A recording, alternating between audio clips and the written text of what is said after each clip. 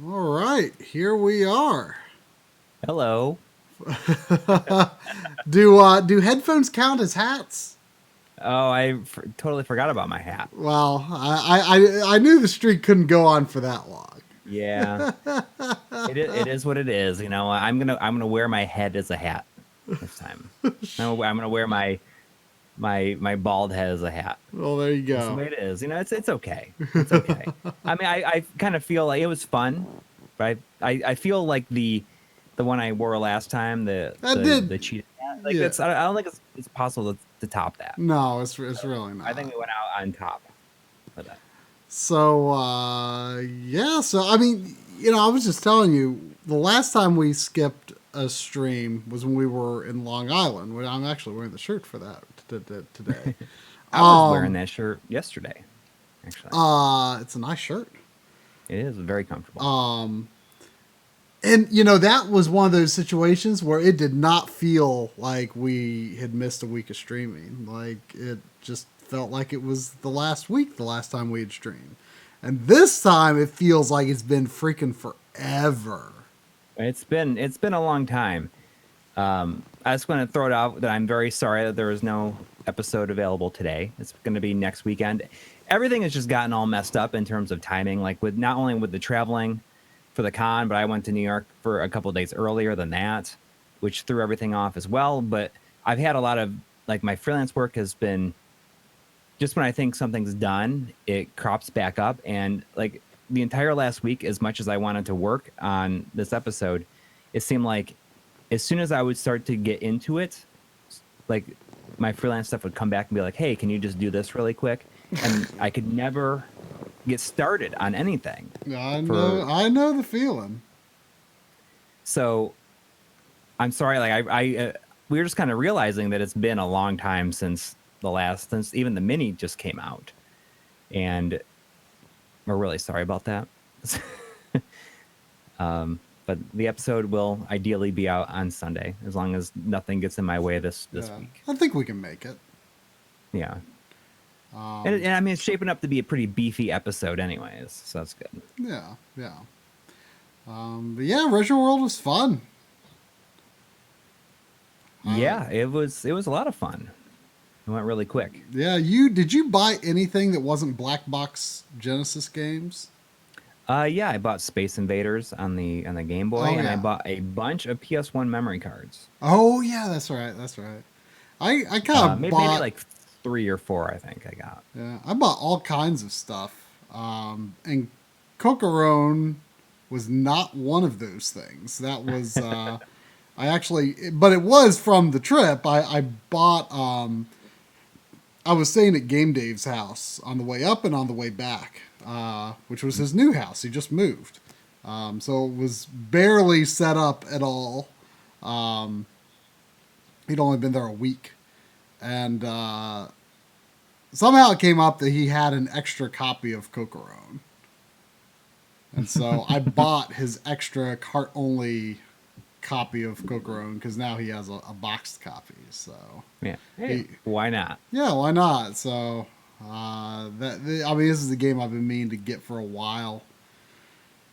And because someone was asking, is this a game you played with 8-Bit Duke a while back? It's possible that maybe I was like doing some random EverDrive game playing. I know I've like played a tiny bit of this before. I can't remember if that was the circumstances, but it's possible. But I didn't own it until now, so now I own it. So, well, let's see what it's all about. Have you ever seen it in action? I haven't. I know Dave did a video on it. Yep. And I probably have seen it in action, but I don't recall it off the top of my head. So this game was made by I think it's the company was founded, I believe, by former Capcom people. They had to do stuff to do with Mega Man. And then they went on to do Little Samson after this. And I don't know what these options are.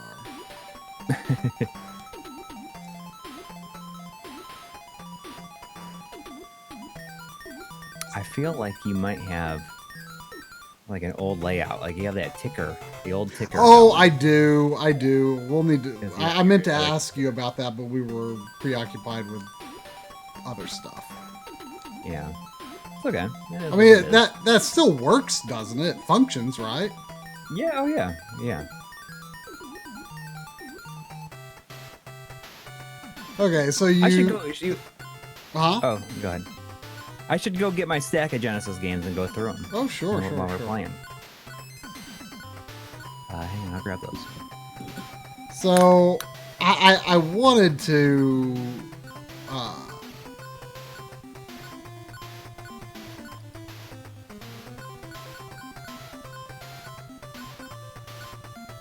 I wanted to work at this before starting, but obviously I did not.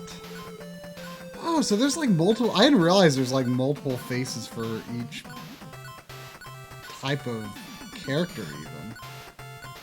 That's pretty nuts. Yeah, so this is pretty crazy.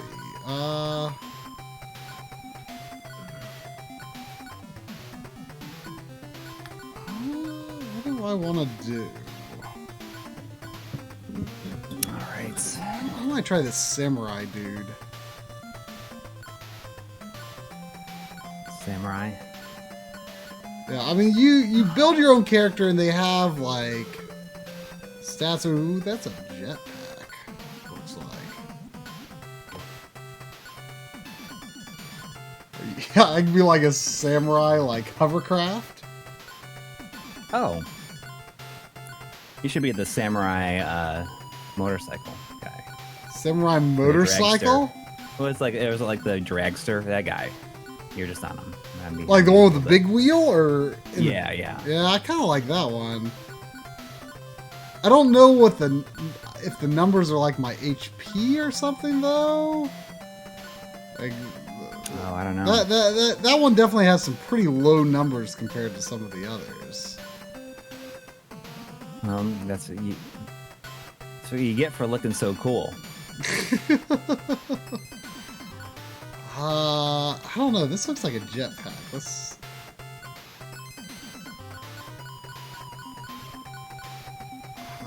That's big numbers. But yeah, I mean, I'm just gonna do squares. I mean, in general, there's only a very select handful of things that I was actively searching for at the convention.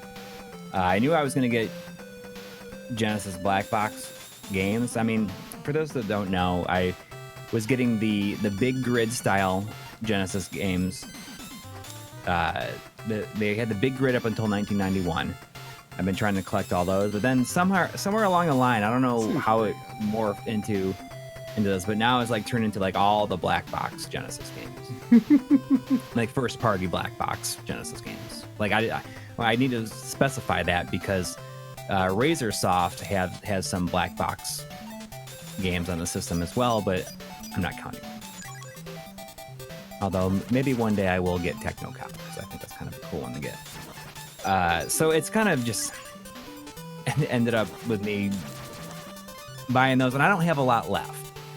So I went into this thinking like I'm just going to buy what I see there, and I can bundle them together. But on the flip side, I was saying if I don't get any, and I see like a single copy of Alicia Dragoon for a, if it was like $100 and something, like I would have just gotten that, and probably not any of the other ones. Yeah, I was, to be honest, I was in a mood to buy I bought Wild Arms Ultra Godaf, which was fairly expensive. Right. But then I was like, that was like all I bought that day. And then the next day I was like, maybe I'll buy something like an expensive. Like I was like kind of in the mood, like if I saw like Metal Storm or something, Just like buy like one like kind of expensive game each day and then be Right. done. But I didn't see anything really worth putting that kind of money into. So I just ended up buying kind of a hodgepodge of things the next day. But I felt it was a pretty good haul. Yeah, I mean, I gotta look at your photos. I didn't again. buy any Genesis games. Unlike I got you covered on that. Yeah, I bought very- enough for both of us. But looking at the Genesis games that I did buy, I realized when I got home that there was nothing that I think I bought that I was like really that like excited about. It was more about yeah, I just bought these because you have to. well no, it's not that I have to, but you know that got me thinking about like maybe this is too much and I'm doing it for the wrong reasons. Well, I mean, you know, it's definitely having a collector mindset for sure. Which is not something I You generally pride yourself on. have. Right. Oh, we got a $2 donation from Warren Hope, who says thoughts on Golden Sun for the GBA. Loving it lately. You finished it. I've only played like a little bit of it, and that was back when it came out. Yeah, although I do have it now. I've played. There's only 3 games, right? Yeah. You know, 2 on the GBA. Yeah, I mean, I've played all of them. But you know, I really liked the first one a lot. When it came out, and I didn't finish it because I think I kind of misunderstood the leveling system, like how to use the gene or genie or whatever they call them. Right. And I got to the last boss and I couldn't really beat it. And then when the second game came out, since they kind of connect and you can carry over your data, I restarted it and played 1 and 2 back to back. And I really enjoyed 1. 2 I enjoyed much less, mostly because it kind of felt like a majority of the time you were not really doing anything that added to the plot. Mm-hmm. Oh, so I can make another character. I feel like this stuff kind of made sense when I was like messing around on the English translation. But anyway, yeah, I didn't like it that much, but like the second half of the game was pretty cool. Then the DS one came out and I was just like, oh my gosh, like this is so wordy. Like they just never stop talking. And the funny thing is when I have no idea what I'm doing with that. The funny thing is it was like it's so wordy, and then people were like, well, the other games were like that too. They were just like it, just as bad.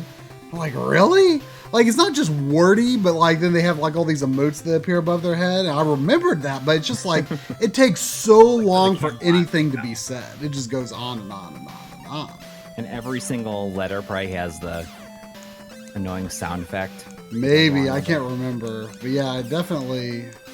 Oh, this guy attacks pretty slow. I don't. That's a weird weapon, but it could be useful. I'll give it a go.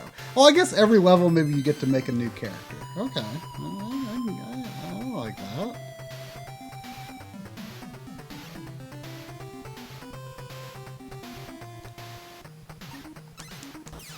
Oh, this is like a different route through this level.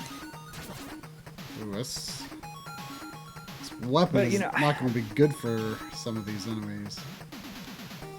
I guess in general, though, that maybe doing a video on the Genesis Black Box games would be kind of fun. Oh yeah. So I'll think about that. We just got a $5 donation from Mitch B. Oh, thank you. He says thoughts on Apple Arcade controller support for Apple TV, but no cross save between devices. new choo-choo rocket coming, making me somewhat interested. So I just got a new phone. So I've been thinking about checking it out. I just got an iPhone 11 Pro. I upgraded from an iPhone SE, which I liked a lot, but I had to upgrade because my lock button on the top stopped working. And I was like butt dialing or butt texting people and all this other stuff. It was bad news. So I can really check out this stuff. And I don't know, I'm kind of interested. Not thinking too much about it though. Yeah, I mean, I don't have any Apple products, so I mean, there's really nothing for me to even think one way or the other, to be honest. Yeah.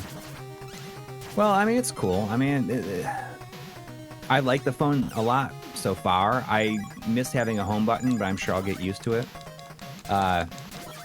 Really, the thing that I miss the most is I love the size of the SE, which is it's kind of a small phone. I think that's basically a perfect size phone. And this is a lot bigger than that, but it's not ridiculously bigger. But I got the 11 Pro because it's the smallest of the new phones, of the new iPhones. It's cool. I mean, it has an OLED screen and stuff like that. Looks nice. I thought they had OLED screens for a while. I mean, the like 2 versions ago did. Oh, we got two Canadian dollars from Bunga. It says Zukazama. Hello, Coury and Try. Hello, Bunga. Is my Streamlabs pop-up working or not? Because I'm not. I didn't notice. I haven't seen. They're working. They're working. Oh, yeah. there, They're trying to have the sound effects on it. Yeah. Oh yeah, the sound we got effect. We got a 10R, which I'm not Brazilian. I think that's Brazilian real or whatever. Thank you. It says from Erico Moreno. It says, hi guys, huge fan of you. You made me spend a lot of money to get the best image for my old consoles. Looking for an OSSC to use with an Elgato HD60S now. Brazil likes your work. Is the HD60S the newest one? Because that might work with the OSSC, but I know that up until the more recent capture cards by AverMedia and Elgato, they have not worked with the OSSC.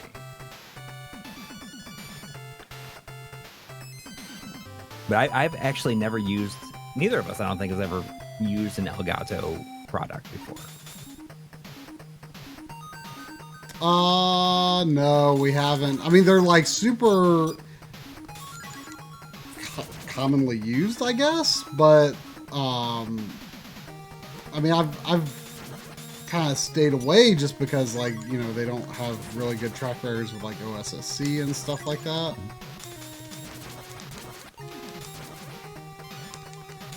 Russell F in the chat says, hello from Cancun. I went to Cancun on my honeymoon. 11 years ago, basically right now, I was there.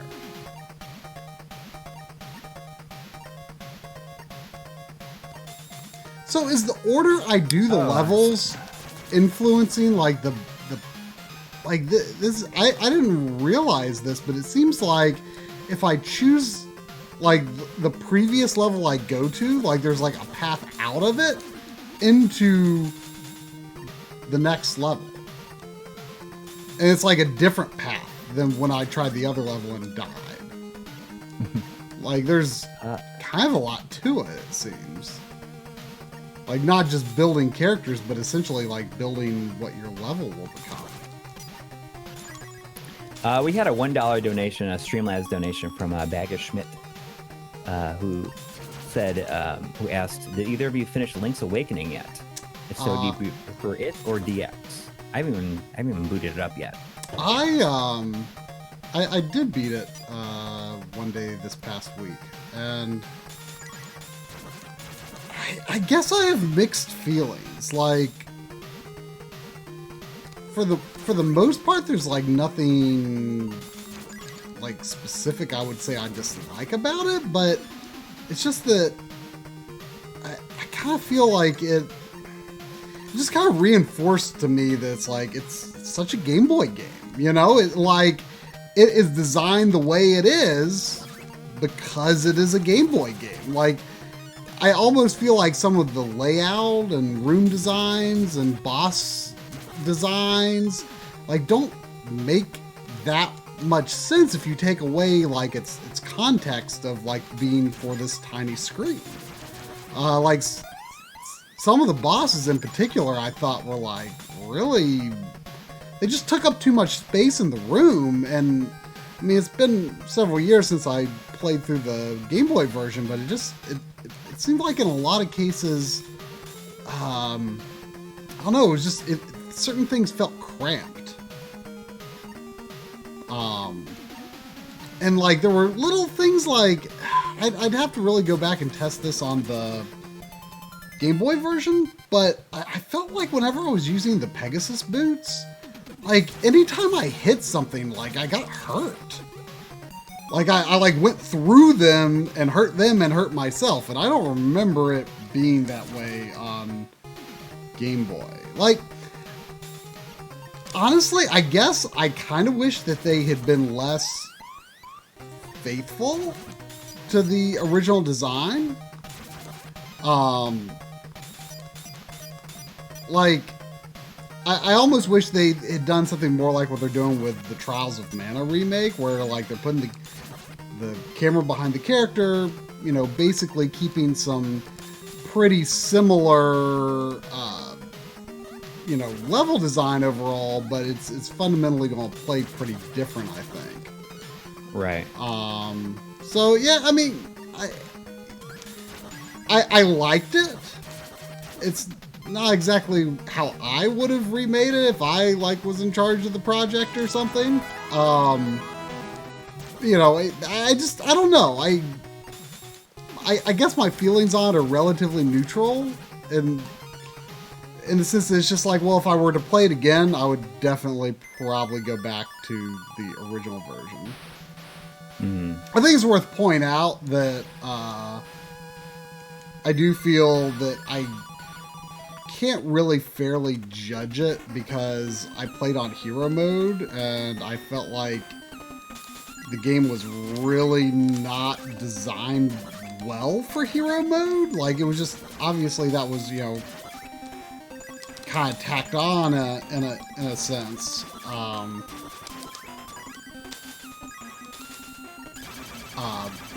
Got it. Drew Mata in the chat said, on the other side of the coin, a friend of mine who had no experience with the remake, or I assume with the original. The original. Said it really didn't. Yeah, it said it didn't really feel that old, which was super interesting to me. I mean, it's not. I mean, the design didn't really feel outdated. One thing I will say is really nice is, especially on the overworld, the fact that the Link is for the most part in the center of the screen and the camera moves with you, rather than having everything sectioned off in areas. It did make it a lot easier to understand where areas were in relation to each other and how to get to them. That was definitely the nicest part about it, for sure. We got a $2 donation from a $2 Canadian donation from Bunga. Again, it says, "Are you playing in English or Japanese?" I am playing in Japanese, and I I do not know how to make sense of it.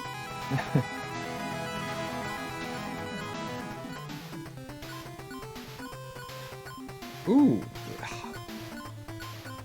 Oh, that dragon, that's a Dragonaut Spring. I'm going to try that. I'm assuming this last one is choosing a weapon or something. We got a $5 donation from Dante Leone. It says, "Try if you are still looking for charging docks for the PSP and the GBA SP. Sony makes an official dock for 2000, 3000 models, and Mad Catz has a dock for the SP."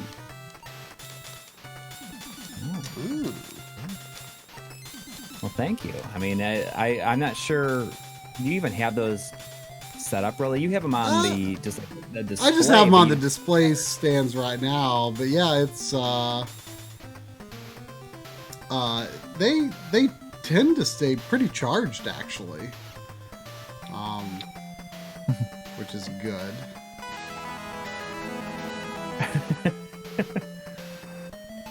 We got a $2 donation from Ben Brody, who says, no matter what, stay on the rolling grumblumps. Indeed. Ride the rolling grumblumps. Have you, I was so disappointed when I remembered that was... It's like a real thing. That's actually what they're called. Like when you were like laughing about it all over again, I was like, yeah, I guess that was something I made up. And then like I checked and it's like, oh no, that's actually what they're called. Yeah. I will say though that I'm pretty sure the game does not say King Meowser anywhere in the game itself. Like that, but if you like look it up, that is what they call him. And I thought I was being very clever, calling him in that script, calling him King Meowser, and then it turned out that is what they call him. But I invented that. It's just that, it was what Nintendo invented as well. But I came up with it independently, so it kind of counts. We got a $2 donation from Craig Wan, who says, "Hello, Dynamic Duo. Are you using a real Famicom?" I am. I'm using a RGB modded AV Famicom.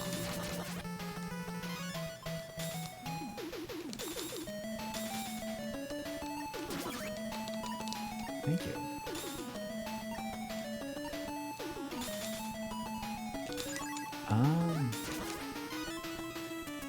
Oh, I just realized that I have this. Not watching it as a pause screen. Oh. Let me just make sure I didn't miss anything else. Without the sound feedback, it's hard to know when the Streamlabs stuff comes in.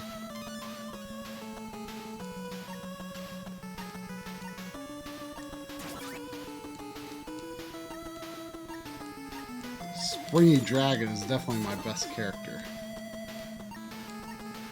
Retro Gaming Collectioner asks, I bought an OSSC kit from Video Game Perfection. What SCART cable should I use? Because I have other converters. I'm trying to convert SCART to JP21, XRGB, 3XBC. Wait. Are you saying you're converting from JP21?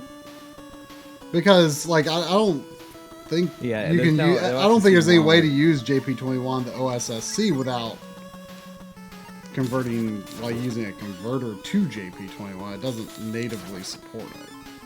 Right. You want to make those JP21 into SCART. Yeah. And you can get adapters for that.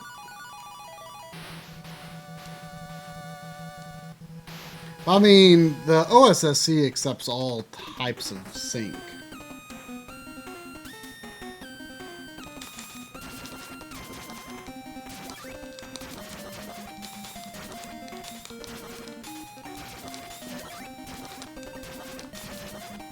Video Game Perfectionist released a cable today that converts JP21 to European SCART cable. Yeah, usually you can just get a... Oh, bless you. You can get just a little pass-through in some cases, too. But I mean, of the major SCART providers, I think it's hard to go wrong between retro gaming cables, retro access, and even the insurrection cables. Yeah, I actually haven't had a chance to use those, but those are pretty accessible. There's no reason. Yeah, they're accessible. I think they're available on Amazon. I guess it kind of boils down to what you need, because I think the insurrection cables, they're kind of pre-made. They kind of already are what they are. So I know that Retro Access is the cable builder, for instance. And whether you need the extra shielded coax for something or other, I always try to use those in my setup because since we're capturing everything, I definitely don't want to introduce any noise. So it just depends on your needs, really. We got a $10 donation Hey. from David Denuzzi. Thank you. Oh. So it's nice to meet Coury at Retro World. An awesome panel. Still can't believe Mega Man 5 box for GB was there for over $1,000. Jeez. Such a great game that could do with a remake. $1,000. I didn't see it there. I mean, I didn't realize it was Oh no. that much. A dad.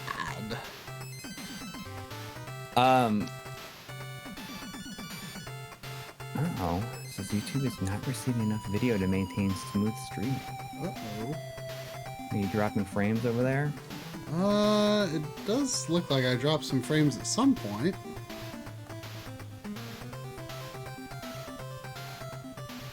But it's not showing that I'm actively dropping frames now. Alright, well, it'll probably fix itself. Does it look like it's moving? Yeah, it's definitely running. Yeah.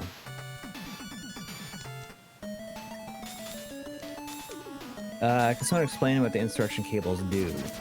Are you talking just the SCART cables? I mean, the SCART cables are just. Oh, they I mean, it's not like they're GameCube products. Like, I mean, they're just cables that they had manufactured.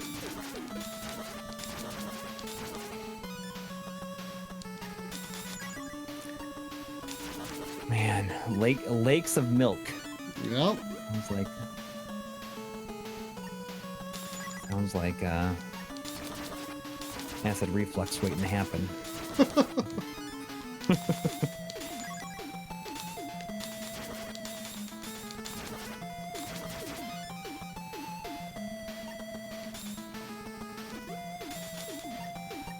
But yeah, I mean, it's we met a lot of really awesome people at Retro World. Oh yeah. I I definitely feel like we just talked more yeah. than at other conventions. Like, I mean, it just feels like we were just like constantly meeting and talking to people. Yeah. And the panels were really fun.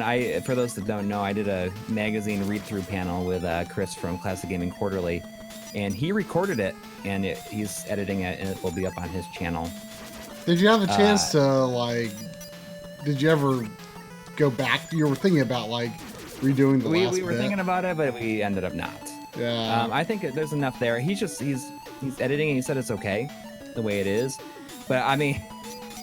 we should have known, I think, that we would need like 2 hours and not one. I mean, it's stupid to think that I think that people like such as us who, when we start, especially when we're reading magazines and they're just talking about stuff in magazines, we just tend to get carried away and it takes forever. So we ended up getting about 3/4 of the way through the magazine, and we had like 10 minutes left, and we just like went really quick the rest of the magazine. Got a $5 donation from Outer Zevin, who says, "Did you see my Twitter post from a week or so back where I integrated my Extron switch into a smart home system?" I do recall seeing that. I think that I've not been as good with social media in general these last few weeks as I should have been. I do recall that. Like, so you got it all working?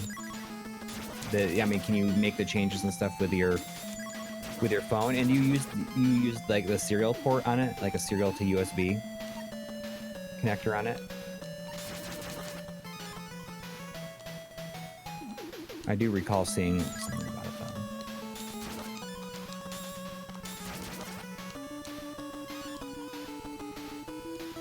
though. Frank Stresser, our panels were on Sunday. I mean, well, one of our panels was on Sunday. Our like general My Life and Gaming panel was on Sunday. Yeah, which is fun. I mean, we did it. This is maybe the second time we've ever not called it the RGB Masterclass Live, and it's just like the My Life and Gaming Live. So people could ask about other stuff, and there was people asked about other stuff, and it's kind of neat. You know, it's kind of like saying, what are your thoughts on like repro games and stuff like that. It's fun, yeah, like getting to answer different questions like that sometimes.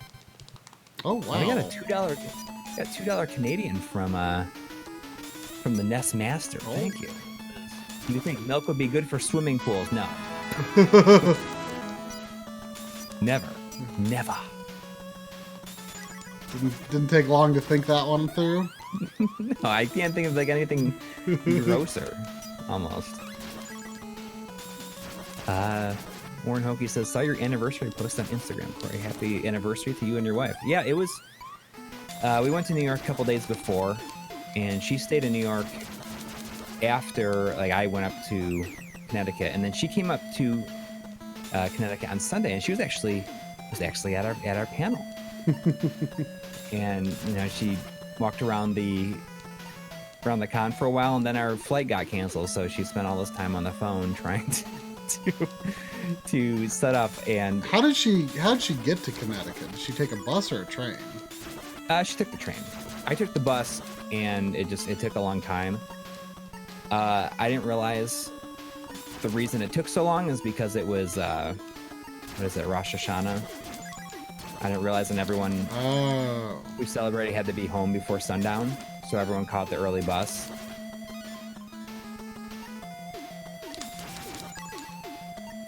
But I don't know if that person is in the chat right now, but there was an instance, like right when our flight got canceled, I was talking to somebody, and my wife comes up to me and says, hey, I need to talk to you right now, and like pulled me away from like talking to somebody else. So if that was you and you're in the chat right now, I'm really sorry about that.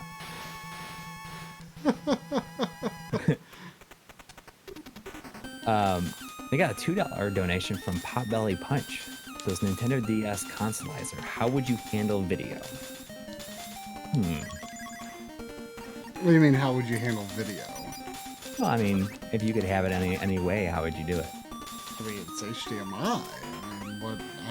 I guess I don't fully understand the question. Yeah, I mean, it's... I don't know. I mean, it would be... I don't know exactly how to do that. DS Consolizer would be a whole other animal. No touchscreen capability in the system. Oh, you're talking about DS Consolizer. Yeah. I mean, like a pass-through? The easy thing would be if you could, like, actually, like, use the system as the touchscreen, you know, for the games that need that. Right. But just like video output. It's like you do with your 3DS and your other DVA. Yeah, I mean, you would have to choose what to output. I mean, it'd be cool if you could output, like, multiple monitors or something. How would you do the dual screens on a television? Well, you probably have an option, like vertically, horizontally. Yeah, it'd be cool if you could do like a rotate, like a rotate, but like that would, you'd have to be pretty committed, I would say, to actually doing that. That would actually be kind of cool. I mean, if it ends up happening, that should be what we. You know, I would love to have a Tate mode, which would be pretty awesome. Actually, that's a good idea.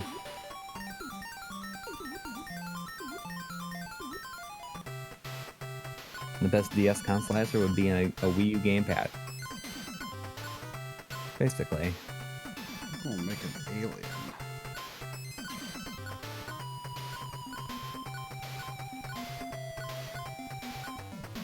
We're going to make an alien hovercraft.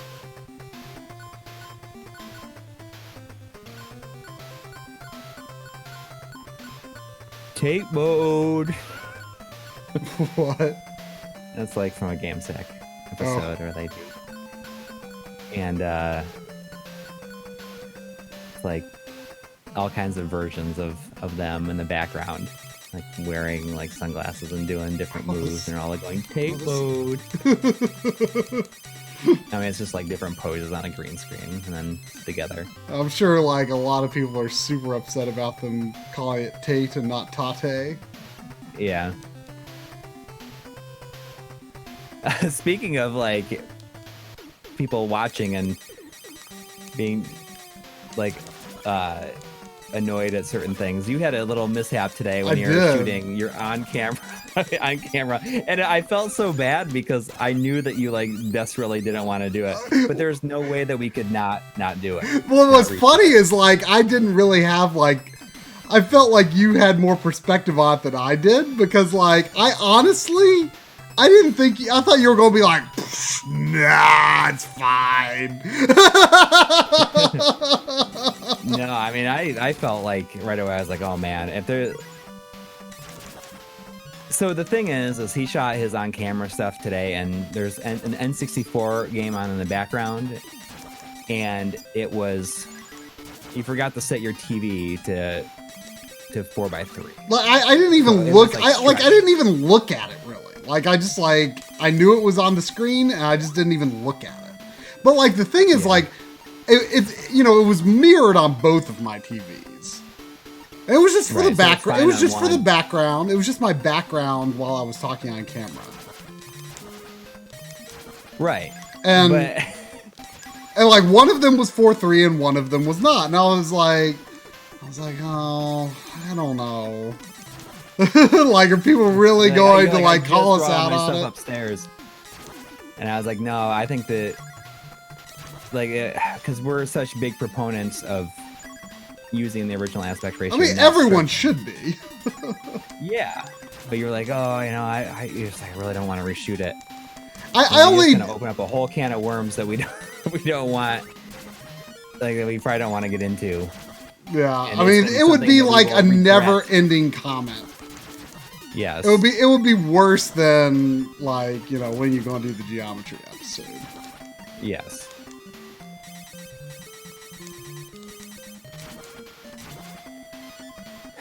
So yeah, I mean, it was. Yeah, but it was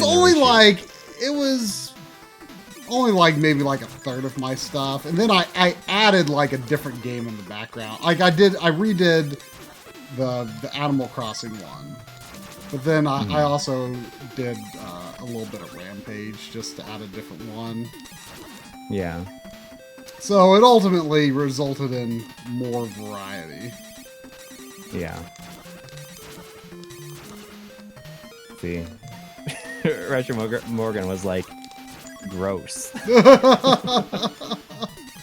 You'd get eaten alive. And it's true. I mean, it's just like it's just so funny though. I was just like on.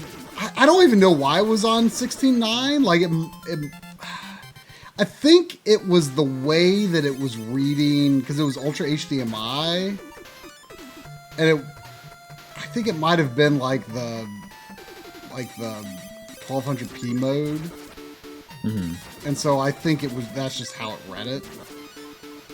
Oh.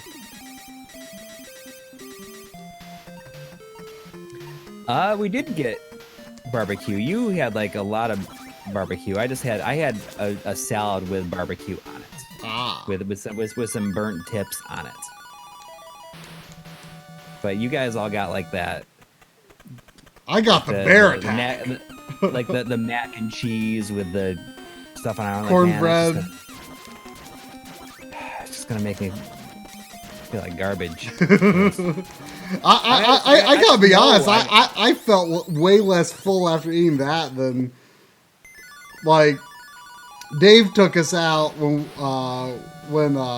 Dave and other Dave got to Delaware.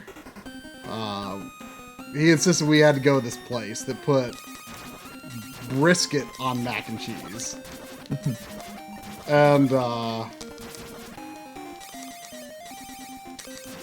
was like, well, but this is what I'm going to be eating in a few days. But whatever. And that was an even bigger bowl of mac and cheese and brisket. Like, I was super full after that. Let's see. That was a cool character, but it was not good for that boss.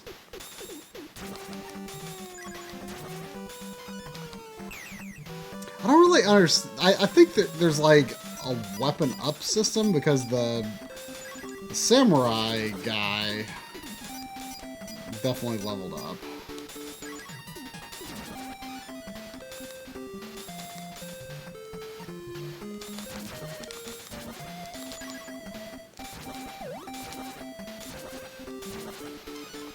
But I mean, I was still pretty full when my wife and I were in New York. We went to like a lot of places that we liked, but we'd eat very small portions at them. You know, we went to a taco place and we each got a taco. You know, and then we move on and go someplace else. But I guess one thing that we both decided on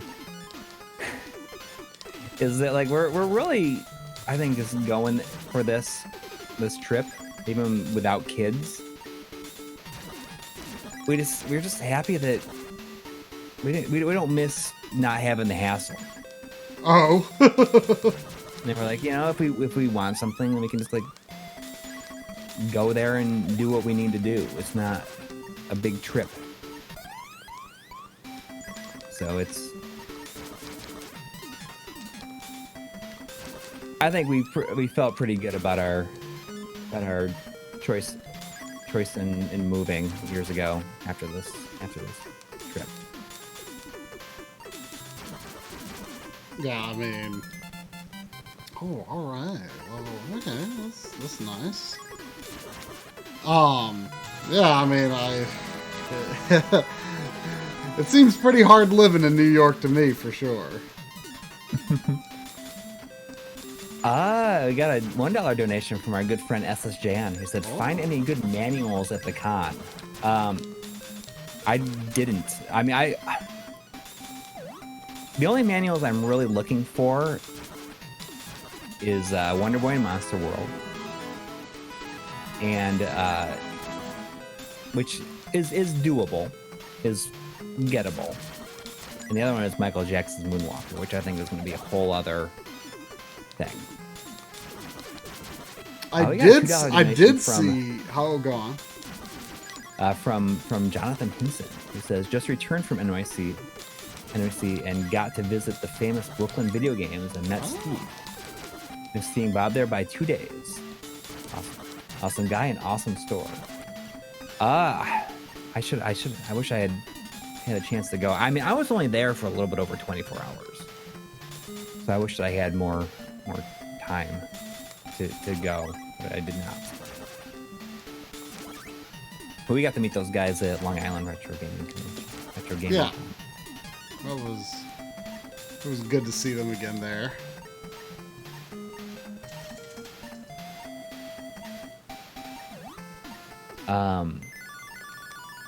But I guess I'll talk about some of the Genesis games I got. Oh yeah. I mean, there's not really any heavy hitters here, but I mean, like I do feel like I am kind of doubting whether or not this is the right choice for me to be getting into this. But you've gone this far though. You need to see it through. Yeah, I do, and then I can, if I decide I want to get rid of them, then I can.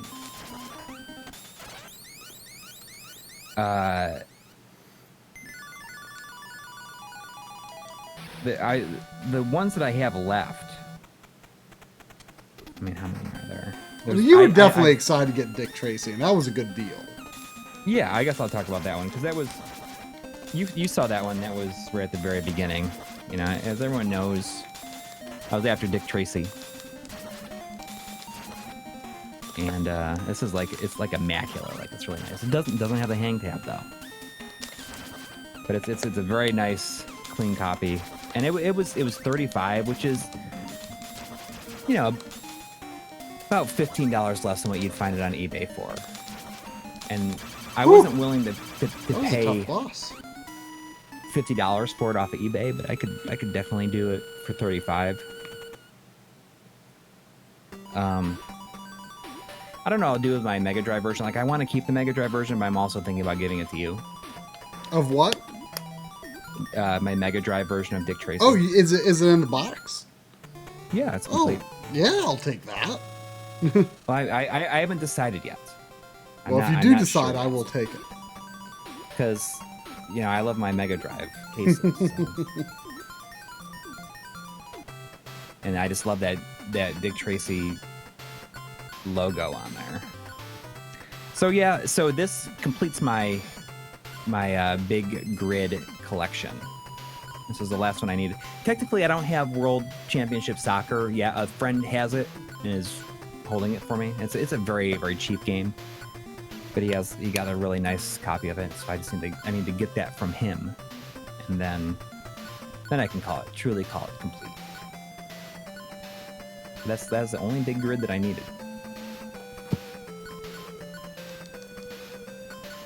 In terms of like, I guess the thing that really had me thinking about whether or not. Oh no, he's got that terrible weapon. Is it possible to go back? Okay, it is. I don't want that weapon again. I don't know what determines the weapon though. Is it the last? Is it this thing? Oh wait, oh no. Okay, so moving on to the small grid, I'll get the least exciting ones out of the way first, because I'm only buying them just for this collection. And although, you know, maybe checking them out now, it might have a more interesting perspective on it. And that's like mainly sports games, which is not something I play super often. I do have the ones that I like, but a lot of these, like the Sega published ones, are not. I mean, outside of the big grid, you know, I like Time Illustrated Baseball. I thought it was a lot of fun. But some of these, like these later ones, are not something I care that much for. But I just bought them because they were all under like $7, I think. That's like Mario Lemieux Tennis, or Mario Lemieux Hockey, not tennis. I don't know why I said tennis. There's no tennis games. I don't know why I said Mario Lemieux Hockey.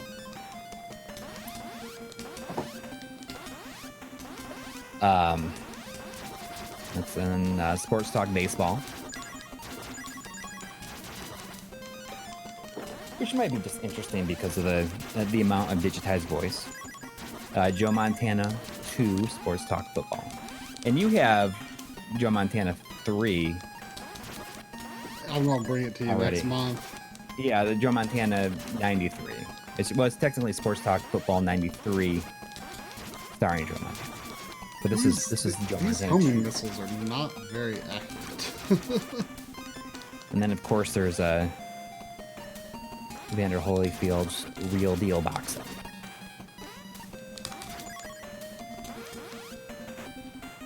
I do not speak Japanese.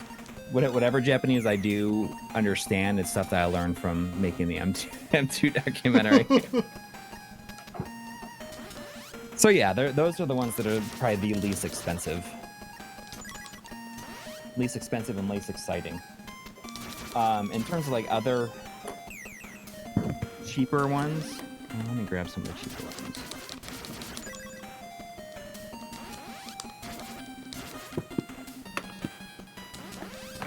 These ones are like much less exciting too, but I mean they're different. I mean they're more exciting than the sports games. And that is, let's see right here, I got the M1 Abrams battle tank. Since rough shape, it has a really thick manual. I almost bought 688 attack sub, but I still have that on my list. That's a kind of a cheap one as well.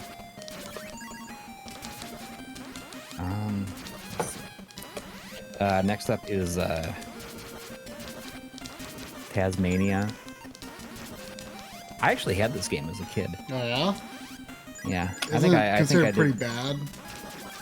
I remember getting very good reviews. I feel like I didn't think it was that great, but I mean,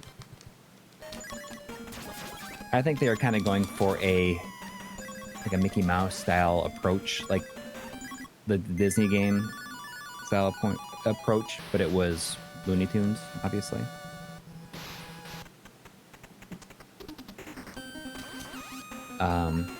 But yeah, I think I bought this one along with Dick Tracy, and this is also very cheap. It was like $8 or something, and it's nice, and it has the hang tab.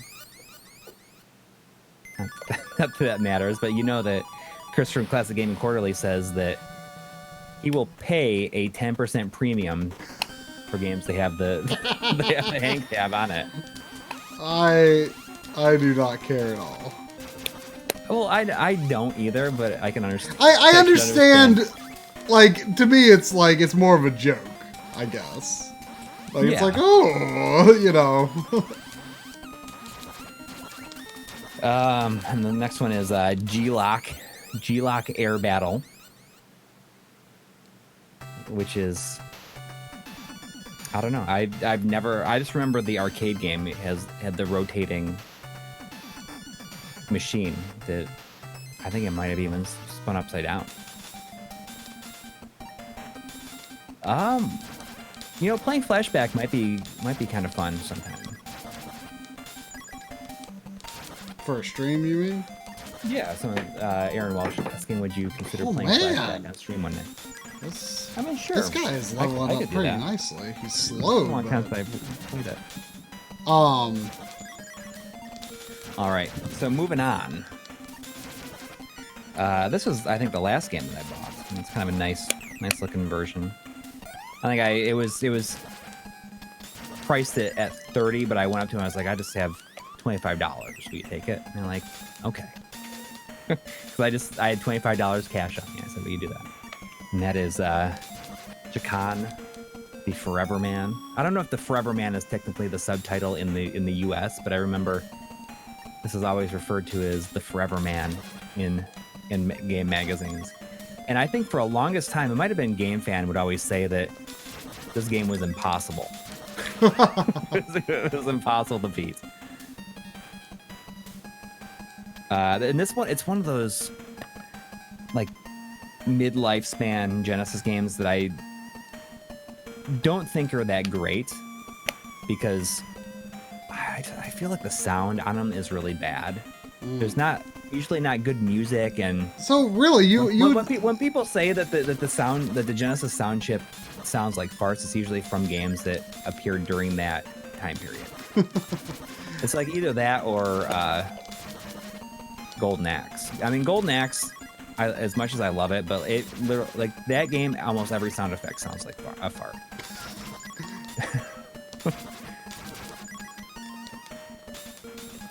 But I mean, Chicana is one of those games that it has a reputation. So you would say that they were still doing black boxes, what you would call midlife. Like when was the switch to red? I don't know, sometime between Sonic 2 and 3. Corpus 413, I do have a list. I mean, I'll go over the ones that I'm currently missing at the very end, after I go through everything. I do not have Chicky Chicky Boys. You have Chicky Chicky. I do. The two that I'm missing that are probably the most expensive are Chicky Chicky Boys and Alicia Dragoon. And I've got both of them. And you have both. I didn't like. I mean, I got them before they were like super expensive. I mean, they were like, you know, like more like in the $50 range, I think, when I got them. I streamed Chicky Chicky Boys. It was really good. Yeah, I remember that. Next up, we have Flicky, which is that. It's so. It's an iconic Sega game. It is. It's always like I always like think it's a Master System game, and it's not. Yeah, I mean it's certainly not a good looking game. But what's kind of interesting is that this game, it must have come out at a time when they were just transitioning into the cardboard boxes. Although it says 1991 on here, I don't feel like it came out in 91, but I guess it did. But it has a really weird instruction manual. It might not be a true instruction manual, but I looked online and it seems like it's correct. It's like a piece of paper, but it opens up. You seen this? It opens up and it like folds open. That's the whole manual? Yeah. I mean, it's like a nice looking folded up piece of paper. What's interesting is they have the stamp inside. It's from Lone Star Video in Columbus, Ohio. So, you know, it made its way from made its way almost back home. But if anybody else has Flicky in the chat, does yours have a manual that looks like this, or am I gonna have to put this in the list of manuals I'm looking for?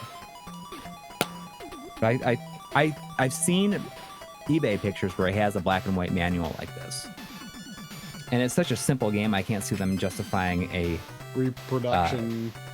Yeah.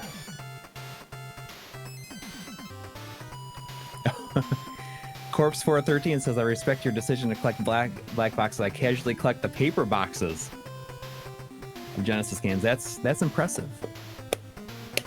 I feel like it would drive me crazy because you'd want it to be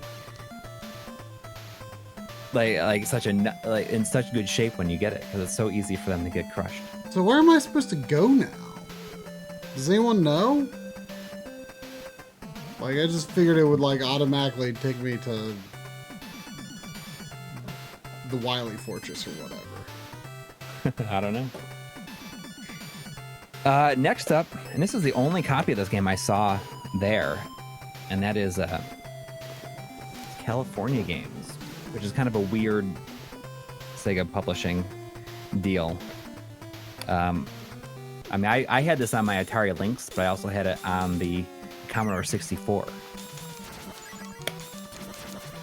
And it seems like this is the only of one of like the Epic's games that really got a lot of ports to different systems. I'm sure it's not nearly as good as the Lynx version. But I haven't even thought about this game in forever.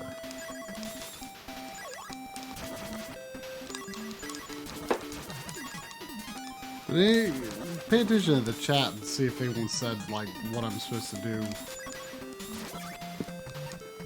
Like I beat like the regular levels. I just have no idea what I'm supposed to do now. Like there was a character.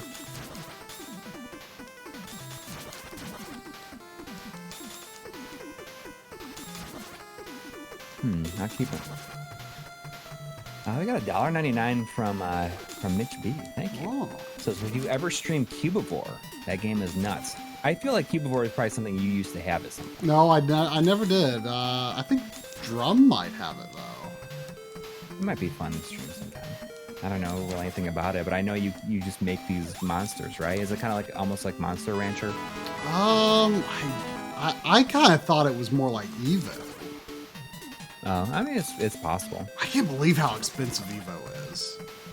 Oh, is it up there Oh, now? it's like 200 now. Wow. Yeah. Like I had no idea until actually Retro World last year that it was an expensive game. I think I saw a copy locally too. I mean, it's expensive.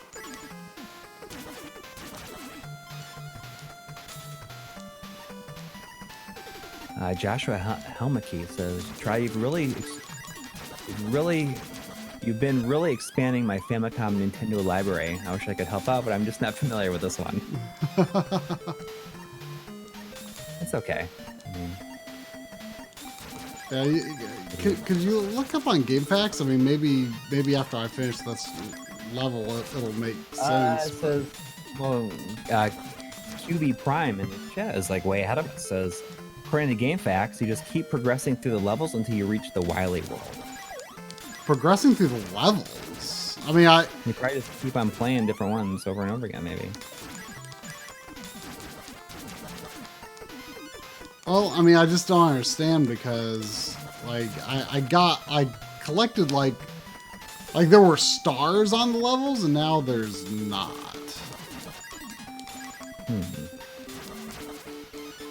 I don't know, maybe I have to go back to the house? Is there a way to go back to the house? Maybe that's what I gotta do. I don't know. Either way, I'm working my way through this level, I guess. It's really interesting, though, because, like, the, you have a different, like the beginning of the level is different depending on what level you're coming from. Like, so you're not only making combinations of characters, you're making like these combinations of levels that are like unique unto themselves. It's kind of, I mean, it's pretty crazy ambitious actually. Okay, so the king is still the king. I don't have to fight boss. Oh, okay, here's this fairy guy again. Next up is a game that I've even talked about recently. And that is Bonanza Brothers. Oh yeah. I thought it was a good version when I played it for the Sega Ages video. I liked it, and that I was gonna get it anyways. Yeah. And it's definitely a game that I have come around on. Yeah. You kind of saw it as like Sega just like pushing this game that no one really cared about. Yeah, but like throughout the production of the Sega Ages video, I was like, this is pretty good. You know, I was the same way with Game Ground.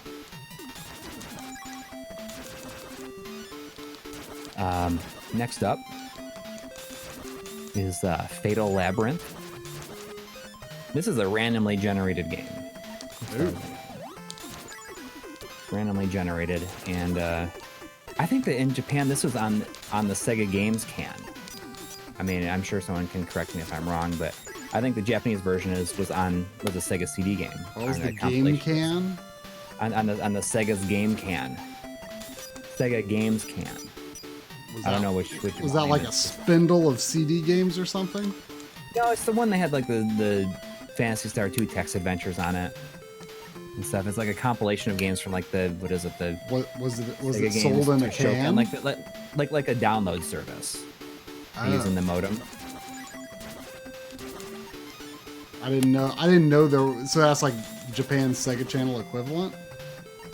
I mean, it was like a modem and kind of, and after a while I mean, it would have been way earlier than that. Like it's just a download service. Like you hook up to your phone line and a download service. I didn't know they had anything like that for Sega in Japan. And I think that this was one of the games that was on there. But they compiled all those downloaded games onto discs for the Sega CD, and they call them like the Sega Games can. Those are those cans. I got them when we were in Japan last year. I'm drawing a blank. You'll have to show it to me. Hang on.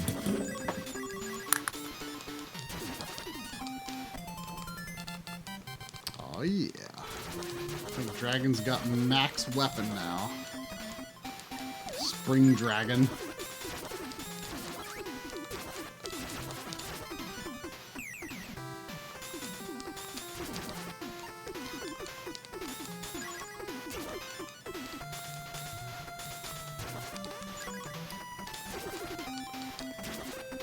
I guess it's nice that you can just keep going back to the levels because you can level up your characters if you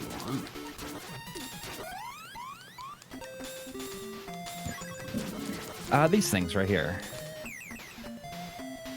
Does that look familiar at all to you? I mean, show me like the side and the back. Well, I mean, you open it up and it's in a can. I'll show you. It's not really ringing a bell. I mean, it's in the Phantasy Star episode. Really? It's like a can. See what I'm doing here? And you open it up. And it's got a Mega CD game in it. Huh. I don't know why. It's just not. This is the Sega Games Can Volume 2. But these were actually included on the Genesis Mini or the Mega Drive Mini in Japan. And really? Wait, Sega CD games? Yeah, I mean this was I didn't think there was any Sega CD games in either region. But these are just a compilation of Genesis games. Oh, okay.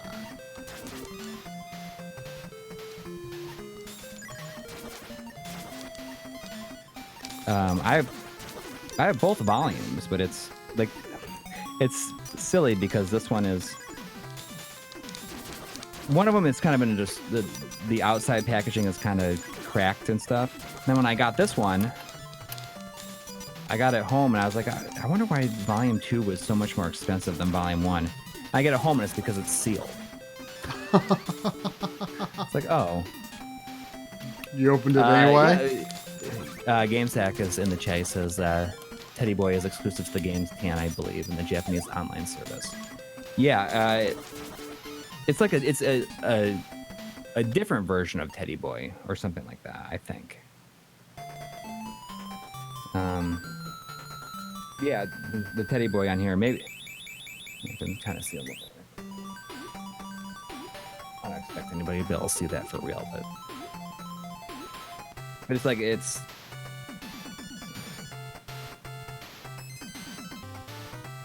I don't know. Power Golf on here, and yeah, see, there's Fatal Labyrinth is up here.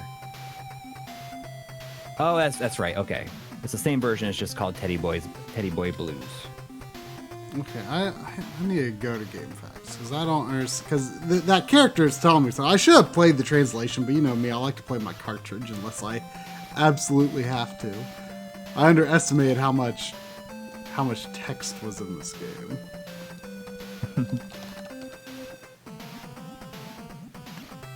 But yeah, I mean, it's just kind of cool little novelties they have.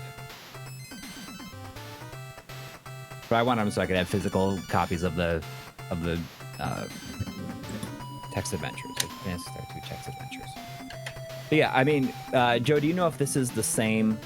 Is the cartridge version of Fatal Labyrinth just the same version that's on there? They just released it as a standalone game here.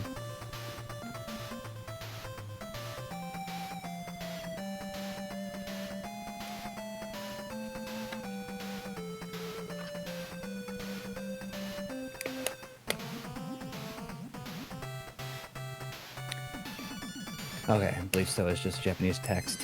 Yeah, I mean, I wonder. The idea of it being randomly generated makes it me like less excited about it for sure.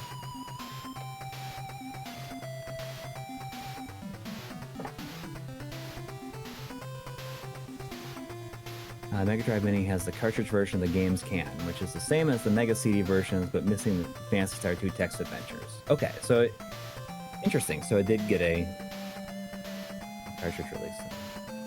Interesting. All right, I got two more. This is a game that I don't think that I'm not very excited about. It just does not seem like something that I would get that like I would like very much. What game? And that is that's Dungeons and Dragons Warriors of the Eternal Sun. What kind of game is it? It's it's a Dungeons and Dragons RPG. I mean, it has a huge manual with it. I guess check it out. My hovercraft alien rides on top of the milk. Just floating on that milk. Oh, but now I can't mean, get the I should give it. I'm gonna give it a shot. But I mean, I'm just not a huge fan of like Western RPGs from this era, like stuff like this and like. So it is Western developed. Yeah, as far as I know.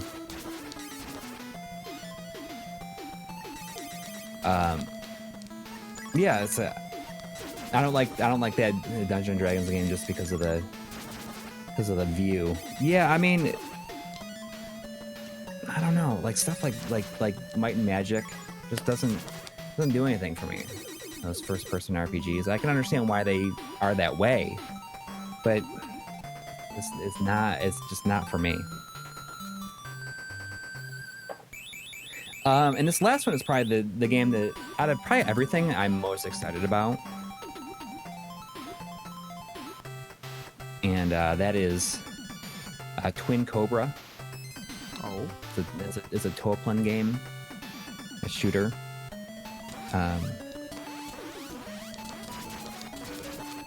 Yeah, I mean, it looks like it's pretty good. I mean, I assume that it is. Speaking of Toaplan, though, I feel that Chris from Classic Gaming Quarterly had the deal of the show. And I feel even more so after looking at the prices of it. Oh, we got a $1 donation from SSJM. Oh. Our friend Bastille loves that D&D game. Bastille's old next level guy. Well, maybe I'll give it a shot. I mean, you really wanted to play like the Dungeons and Dragons Saturn game. Oh yeah, but I mean that's That's an arcade game. Yeah. But so Chris was looking. He bought this this pristine copy of Gyrus. Is it Gyrus? I think it's Gyrus. Diaries? I don't know. I always call it Gyrus, but it's like in pronouncing the ad, I think it's Gyrus. That's what the ad says. That's what the ad says how to pronounce it. So I trust it. Randomly, I saved a princess. Just in some of my traversals. But he bought this pristine copy of it, and it even had like a poster with it, and it had the hang tab. I saw it because we got down to the show floor before he did, because he was still on California time. So he says, "Oh, I'm looking for Gyrus," and I said, "Okay, I'll look for it. If I see it, I'll let you know." So I saw it, and it was kind of expensive, so he was looking for something else to buy, just to kind of bundle it with. And we saw this Mega Drive game. We just saw a Mega Drive game, like the side, like the spine on it, like facing upwards. And I pull it out, and it has a $5 price tag on it. And I look at it, I'm like, I think that's Fire Shark, which is a 12-pin Genesis game or shooter that's in the Genesis version. But in Japan, it's called like Same Same Same. And I was like, is that really the price? And he asked, and he said showed the guy, he's like, how much is this? And the guy's like, oh, it's $5. So he like ended up getting the two of those. So he paid a lot for Gyrus, but he bundled it, like got Fire Shark, which is normally like a between $80 like $120 complete game for $5. Wow. But I mean, do you know if that's do you know what the Japanese version should go for? No, that is what, like looking at completed versions of the Japanese version, that's about what it goes between $80 and $120. Sometimes you might find something like 60 to 70, but generally it's like 80 to 120. I mean, it was complete. It was immaculate. So I really feel that was the deal of the show.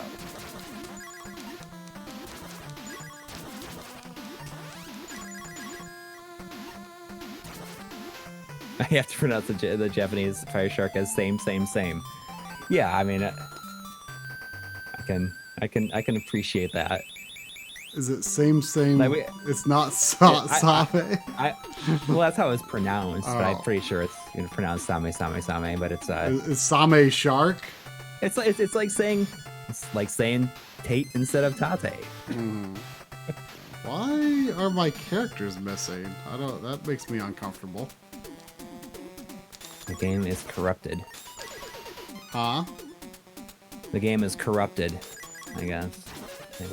Well, I mean, no, I'm just kidding. I'm assuming there's a reason for it, but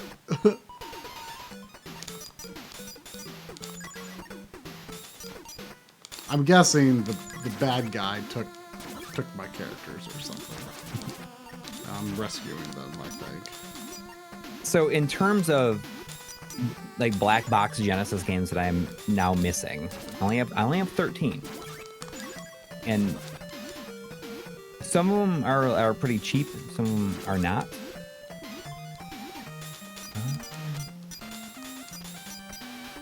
Actually, I might have 14 because I don't see. Oh no, it's on here. I have 13, and that's the one that's actually sitting in my eBay cart right now, and it's like $6. And that's David Robinson's Supreme Court, which is like another one of those sports games that I don't really want. Yeah, well, you know, if nothing else, this is going to force you to get like Chicky Boys and Alicia Dragoon, which are very good games. You should own anyway. Right. So going back to the top of the list, like in alphabetical order, I need 688 attack sub, which is like a $10 to $12 game, I think. This next one is actually kind of expensive, which surprises me because, I mean, it's good, but it's not amazing, I don't think. And that's Alien Storm. Have you ever played Alien Storm? I feel like that'd be something you'd like. Yeah, I have. I forget which version it was, though. I know I arcade played and Genesis version. I don't think there's anything else. Huh? I don't think there's anything else other than the Genesis. There's like, isn't there like a Tengen NES version? You're thinking of Alien Crush. You're thinking of the pinball game. No, I'm not thinking. I mean, I thought there was a version of that game on NES. You're thinking of Alien Syndrome. Oh, okay, yeah. So then, yeah. Alien Storm it's kind of like it's like Golden Axe with guns. Oh, it's a beat 'em up. I don't know how you make a beat 'em up with guns.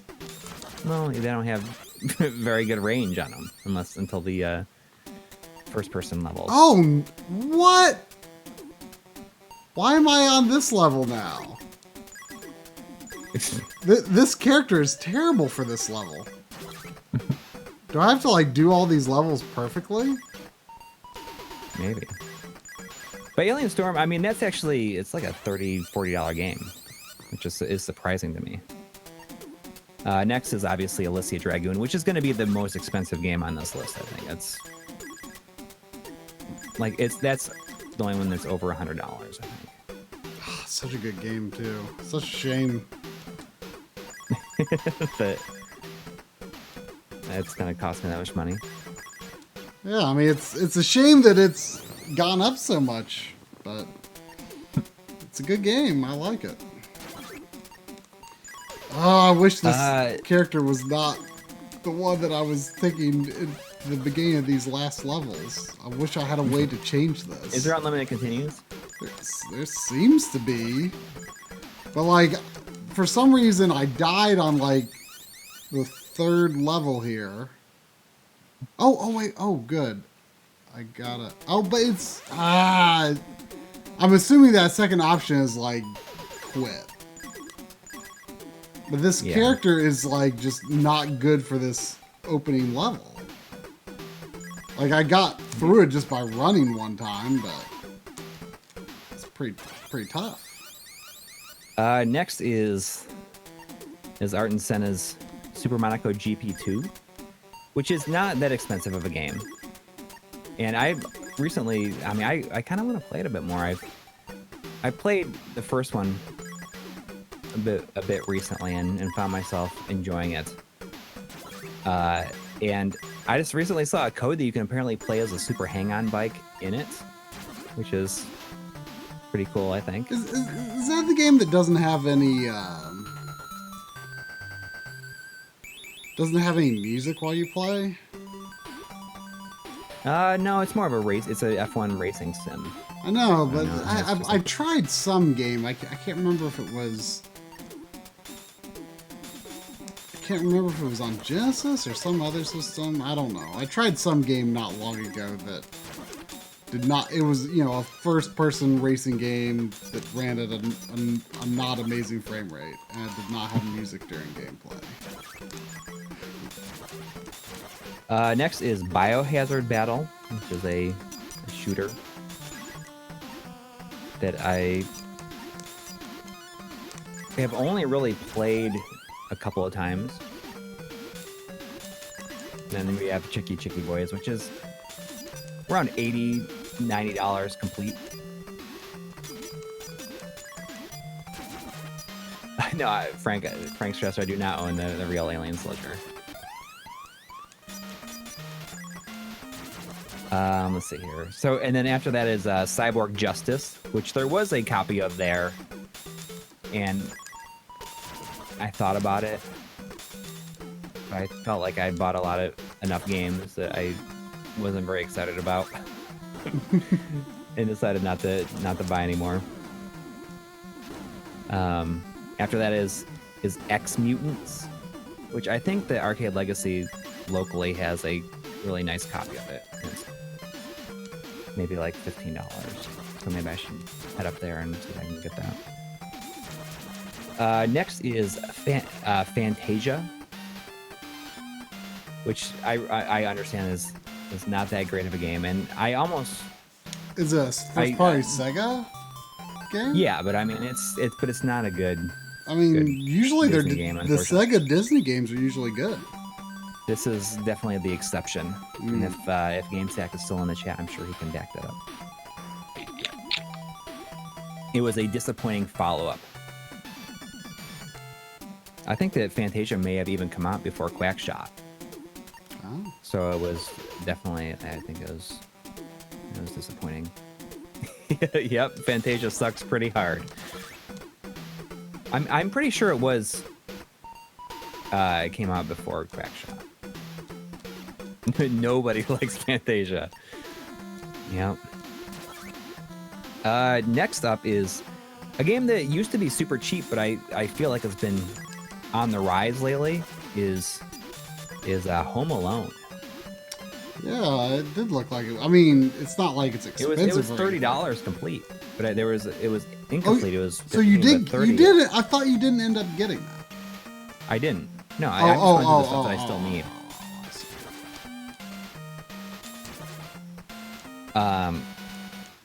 But I guess it's known for being like one of the first games for having a fully realized crafting system in it. Mm-hmm. So maybe that's helping to drive it.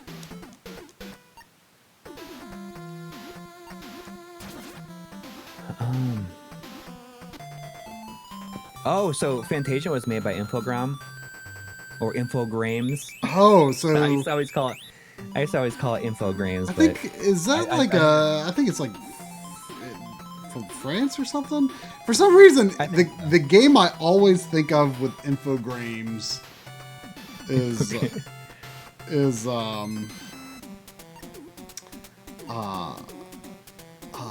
the Mission Impossible game on N64, which I remember that was like this. That was like a big disappointment when it came out. Like I don't know why. I think people like maybe it was because GoldenEye was good and people just thought like oh like maybe that'll be good too. Right. I remember a friend renting it, but I don't remember much else about Infogrames. Yeah, I mean, but for whatever reason, I always think of that game with Infogrames.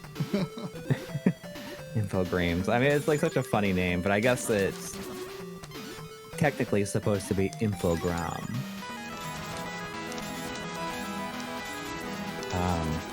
But yeah, I mean, got a $1 donation from SSJN saying Melt of Sega 16 said Fantasia had a run of less than 5,000 copies. Could it be a secret rare game that doesn't seem rare because no one wants it? That can't. I don't. That just can't be. That just can't. How much I was guess it? I feel like now I gotta rush and buy it because I can't imagine like. I mean, I've seen it a lot, but I mean, I haven't. How much is it? It's like under $20 complete. There's no way. There's no way. Well, I don't know. I mean, Melf, he runs Sega 16. He's. I mean, maybe it's a certain region that's only stuff got. When it comes to this stuff. Maybe it's just a certain region.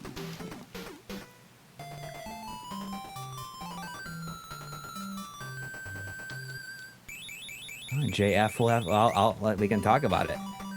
I mean, in the same Long Island shot that Cheeky Boy is out of the East. I know. It's if you, I should send you the list if you say anything in. And the last that I need is Jewel Master. Is that a Columns ripoff? No, I think it's a shooter. I think it's a vertical shooter. But I can't say if I've played it very much.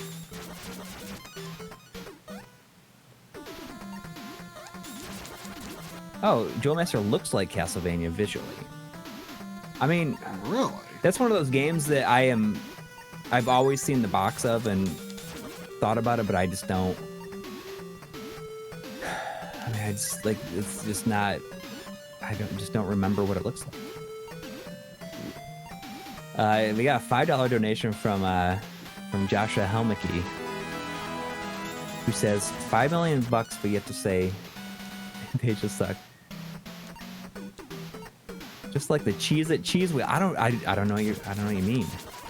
The cheese. You know what the Cheez-It cheese wheel is? I like Cheez-Its. I know, I like them too, but I don't know how you say. I can look it up. I will look it up as soon as oh, we got a. Oh no, we did not get a donation because I've had the stream paused with SSJN's donation up there the whole time. Cheez-Its are better than cheese nips. Yeah, I mean, what's a cheese nip? they're like exactly the same, basically. I don't think I know them.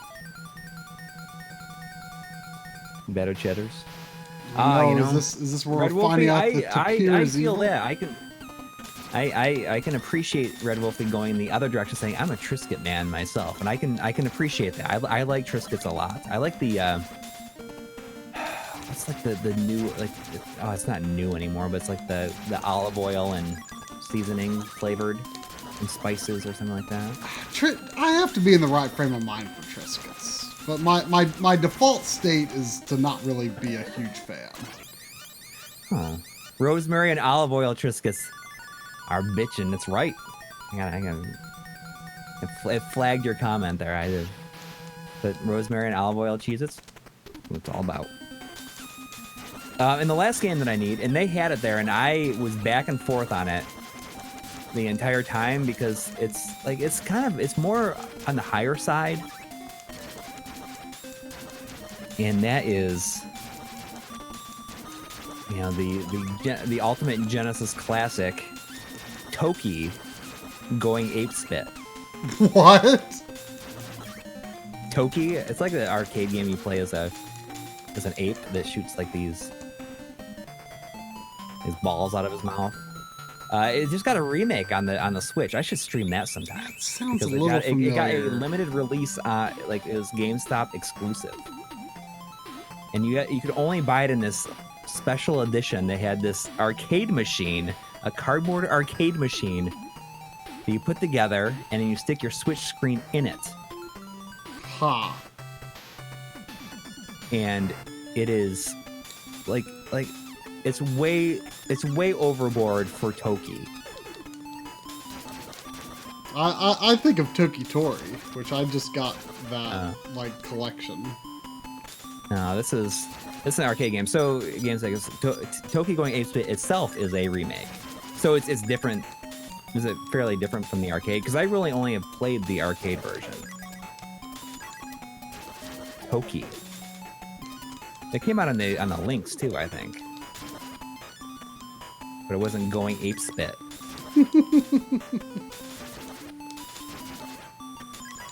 I got Ape Escape. I got Ape Escape Academy on the PSP, which I am not very familiar with the Ape Escape, like what all games there are in the series, but since I played the first one this year and loved it so much, like I already had 2 and 3, but now I kind of I'm kind of curious what. I mainly got it because Max Payne was marked $6, and I was like, well, I want to haggle a little. I just want to. But, you know, so I need to pick another cheap game to haggle with. So I was like, okay, I'll pick another $6 game and, see if I can do $10. And you know, so I saw that sitting there. I thought, sure, why not? I'll buy an Ape Escape game. And so I'm like, $10 for both? There he goes. I'll do 8. It like took me a moment. I'm like, oh yeah, I can do that. I was glad I had the right bills to like not have to get $2 in change from him, because that would have been awkward. We had a $1 donation about 5 minutes ago from SSJN, who says he had a section about it in his first book in terms of the Fantasia being 5,000 copies. So maybe God, you better like get it now. I'll check it out. I'm afraid it's gonna. We shouldn't be discussing this like publicly or anything, you know? Like, well, it's it's risky. We got a $1 donation from Famicom. Thank you. There's no message along with it, as far as I can. Well, thank you. As far as I can tell. Well, I'm having fun playing my Famicom console right now. That sounds like a really good name for a Famiclone. The Famicom.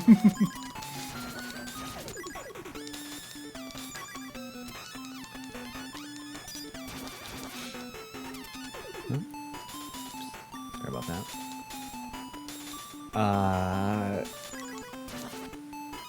But yeah, I mean, so that's the situation. I mean, it's 13 games. I mean, there's a handful of them are more expensive, but it's not. Like, have you acquired more than 13? Like, since you made this decision? Yeah, oh, yeah. So you're like more than halfway to your goal from where you started. 100%, yeah. What's the most expensive one that you have bought since you decided to do it? Oh gosh, I mean, like none of them have been that expensive. I mean, Dick Tracy was Dick Tracy was 35, but Dungeons and Dragons was 35 also. I mean, those two are probably the most expensive. If I had bought Toki, that would have been the most expensive. But Dungeons and Dragons even has the fold-out poster. It says, the Sega Genesis is the leader of the 16-bit revolution. It says, now featuring Sonic the Hedgehog inside Genesis box. Inside Genesis box. That's what it says, inside Genesis box. That's a Game Gear poster. Or Joe Montana poster. Columns game included. With the Game Gear.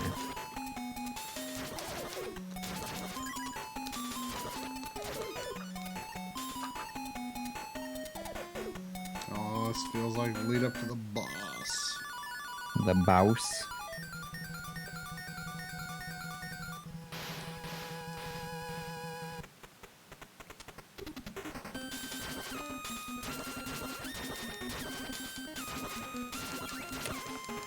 So yeah, I mean, I'm most excited about Toon Cobra. I mean, I gotta be honest about it.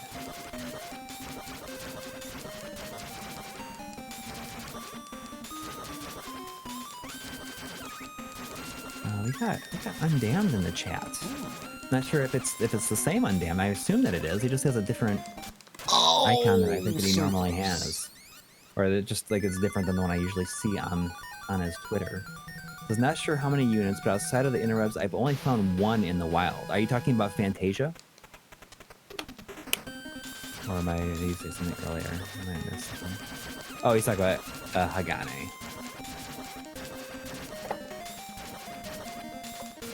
I thought you were talking about Fantasia.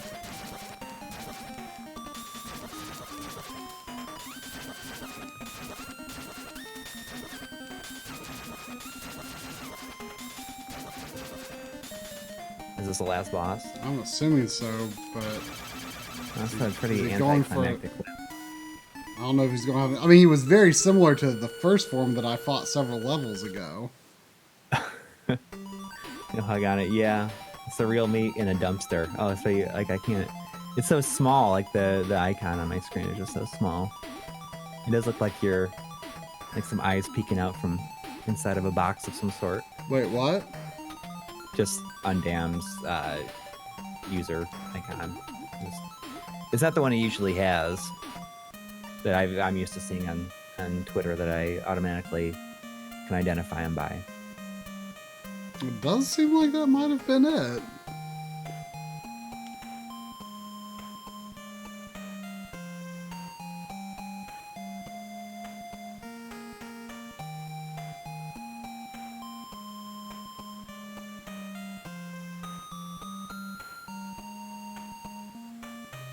Best small grid game is clearly Cyborg Justice. Nah, it's got to be Alicia. What about Toxic Crusaders? Or Toxic Crusaders. Maybe that's the probably the number one small grid box game. I'm guessing that's for backloggery purposes. That's probably going to be beat equals complete, you think? Yeah. I can't imagine I think so. There would be anything more to it. I mean, obviously there's like a lot of different level variations you could go through, but like the FAQ is very like it's structured strangely, but it's because it's a strangely structured game. I mean, it's very cool. I like Little Samson better. I'm pretty sure Dave is on Team Cocoron in that debate. But it's a very clever game. I mean, it's very, very ambitious. Mm-hmm. 1 hour, 1 minute. You've been playing it longer than that, though. Try as a beast with these Famicom games. It wasn't that hard of one. I mean, you overall basically beat a Famicom game if you start it on stream. I can't think of a time where you haven't, at least on our stream. I don't know. I'm gonna mark that beat on my backlog right now, though. You should pick something else that you got at the con. I already know what I'm going to grab because I haven't tried it yet, and I'm really curious what it's going to be like.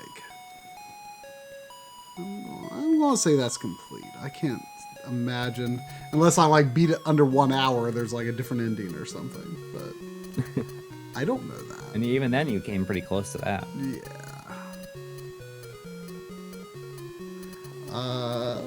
I know what I'm going to get.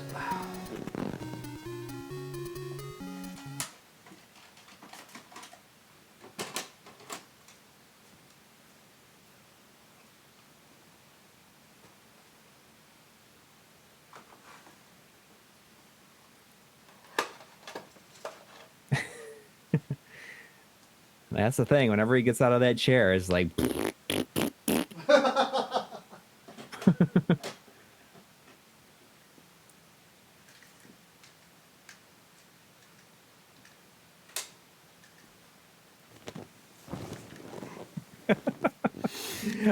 I send you that song that's on the what is it? Who's that guy that makes the free music that everyone on YouTube uses? Yeah. Like McCloud or whatever. Yeah, in Comtech, and he did like a song that's all like made up of fart sounds. I think it's called like Farting Around. Yes, I think it's called Farting Around, and it's like a whole song made up of fart sounds, and it's incredible. And I was like, we should just replace the theme of our show with this, like for an April Fool's thing or something, which I think would be really, really funny. But if you get the chance, you go over to Incomtech and listen to the song Farting Around, and it's hilarious. And my kids think it's hilarious too. I mean, how can you not? I mean, my son was like, "Can we listen to it again? Can we listen to it again?" Over and over and over again. I mean, we probably listened to it like 12 to 15 times in a row.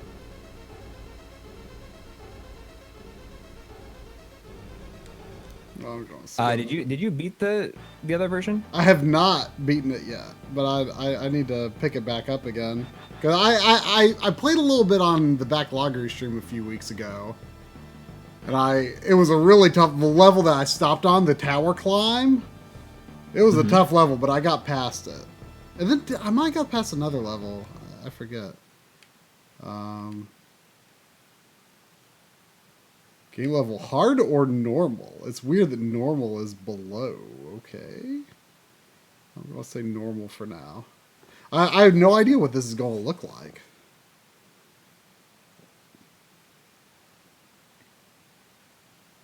No, Mighty Maiden. Is that like the name of, they're calling that the name of the episode?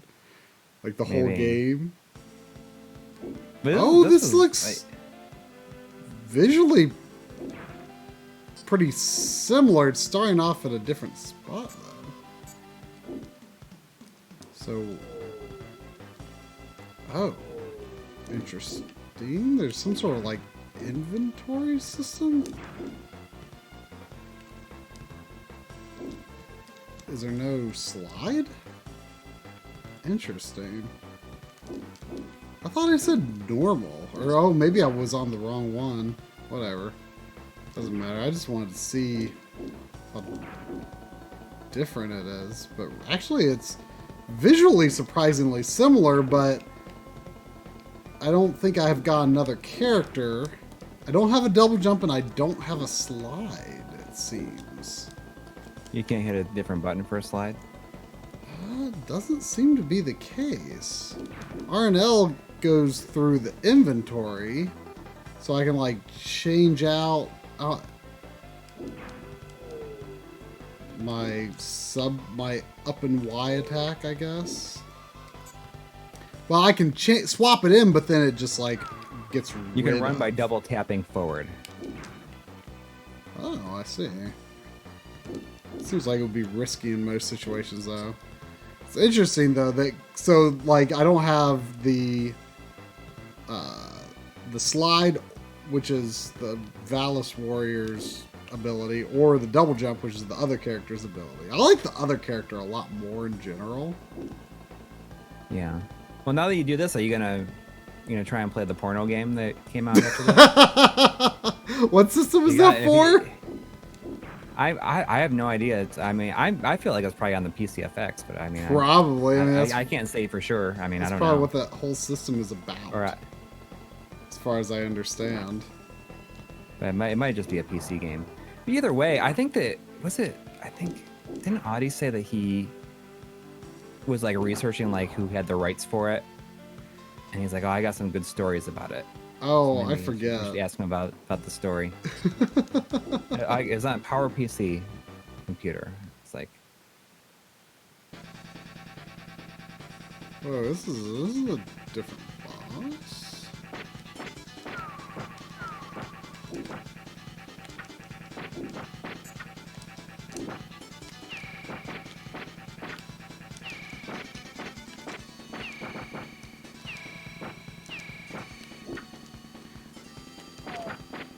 I wonder if this is considered, if this is supposed to be pretty hard. I've heard that it's either really hard or not that hard. But I have no idea. Well, I am accidentally on hard mode, but I just wanted to see what it was like. Oh, I'm gonna die.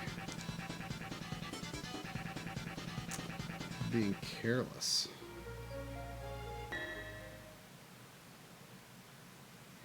Yeah, PCFX, they're not that expensive. Oh man, that's gonna put me at the beginning of the level. Let's see, what else did I grab at the con that I could pop in real quick?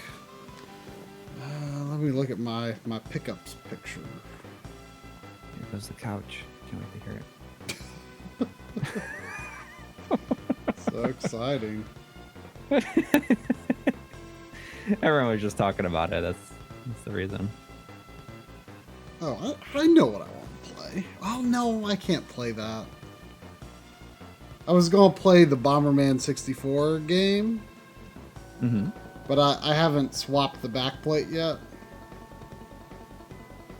It's Japanese, so I don't have my N64. You should just get like a 3D printed replacement. Yeah, I should do that sometime. But I've got like a whole bunch of like sports games that I spent $1 on each that have like nice or in nice condition that I can just swap the back plates on. Yeah. Oh, I know what I'll play. I haven't played this in years, and I bought it.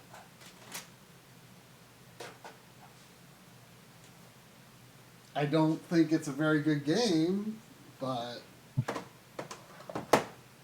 I mean, I don't remember it being. I mean, I remember kind of liking it.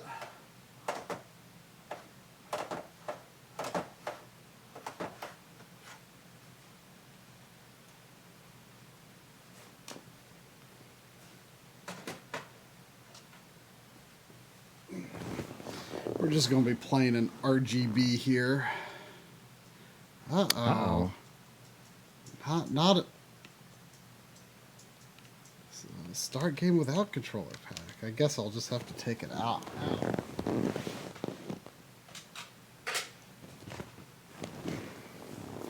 Hey, Sandy. I know what it is. Yeah.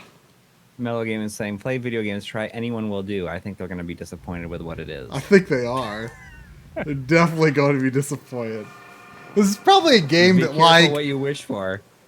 Like, it's like maybe possible that this game has never been played on YouTube Gaming. That's like how little anyone cares about this game. And you just got it because you have memories of it. I have a story that goes in this game. Does anyone know what it is yet? Or if anyone even knows what it is yet? I saw some drifting going on there. It's not Top Gear. Oh, Josh Way. He's on it. It is MRC, or Multi Racing Championship. Which, when this game was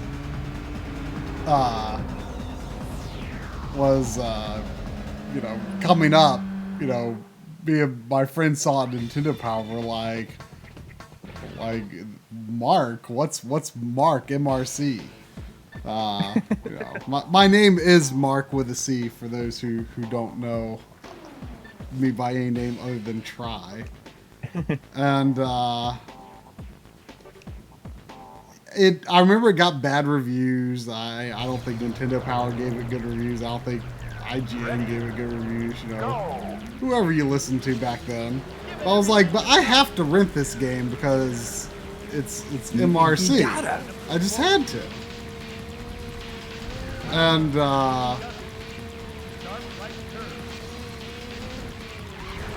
yeah, so anyway, it kind of became this thing, you know. Me and my friends were like, oh, I'm renting Marc. And then, like, you know, my three letter entry into you know, for, you know, initials in games was MRC for a very long time. And every once in a while I can be tempted to use it again, but it was all because of this game. So well, there's not much to it, but I mean, no, it's not like the controls are bad or anything. It's almost a little floaty. Like Frank Stresser says, I didn't know Try liked racing games. And I like, for me, like, I have never been like a huge racing game fan. I like games where you can crash, but I feel like my opinion has been slowly changing. Oh, really? Like a year and a half or so. I will still prefer things, you know, like I love, like, OutRun 2 is so good, but I've been enjoying other stuff. Like, I was talking about Super Monaco GP earlier. I think it's a lot more fun than I remember it being. And that's just like, and that's outside of like being able to hit the flag guy. You know, in Super Monaco GP, you can hit the guy who like is waving the flag at the end of the race, and he flies off into the distance. I mean, I have always kind of liked arcadey racing games. You know, Really though, like today, like I cannot play like real car games today. Like it's just they're too difficult for me. You gotta know too much about cars. Yeah, I feel like you gotta know about like how cars handle, and and then like to get anything out of Gran Turismo or whatever, you have to buy like car parts and crap, and I'm just not interested in that. I don't care about cars, I have no Yeah. enthusiasm for cars as a leisure pursuit or interest. But I like Mario Kart. I like F-Zero.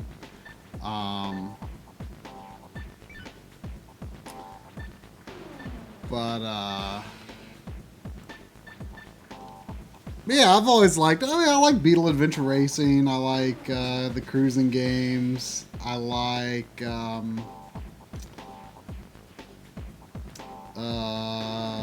what else? I kind of like Ridge Racer. Like I've not gotten like super hardcore into Ridge Racer, but I've always kind of had fun with it. What else? But it's definitely not like a major genre for me. I got a Top Gear Rally for N64 not long ago. I had fond memories of renting that. I rented a fair number of racing games on N64. Like it wasn't something I bought a lot of, but I rented a lot of them. I don't know. It was something that I liked as a rental, I guess. I can't end on MRC. What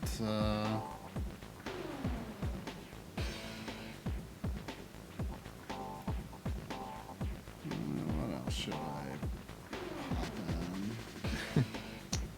in? But I mean, I really found myself enjoying virtual racing as well, which is not something that there's a point where I would not. I mean, I guess that's an arcade racer as well. Mm-hmm.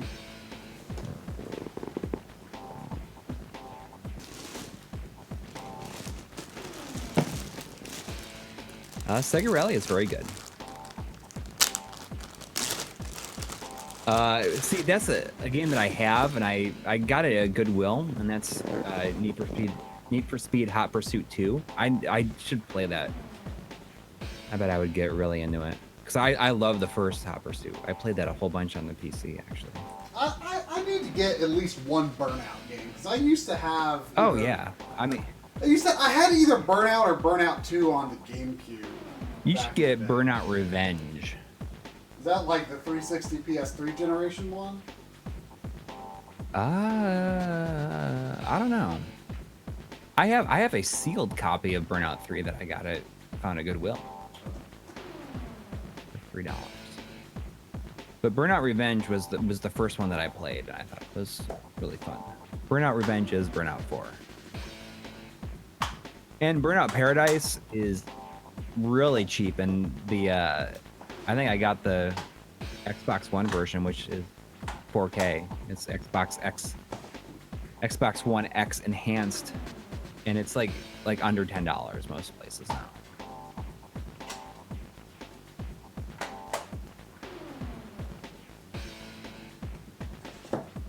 Yeah, it's like $5 on PSN. I don't know why it was so cheap, why it's so cheap everywhere all the time.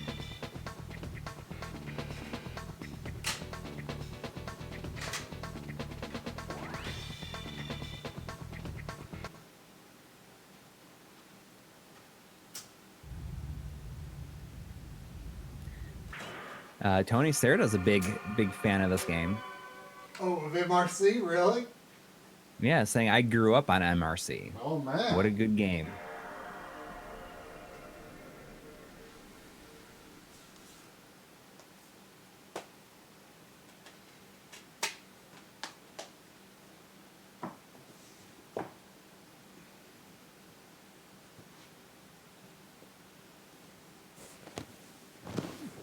I have not tried this game yet.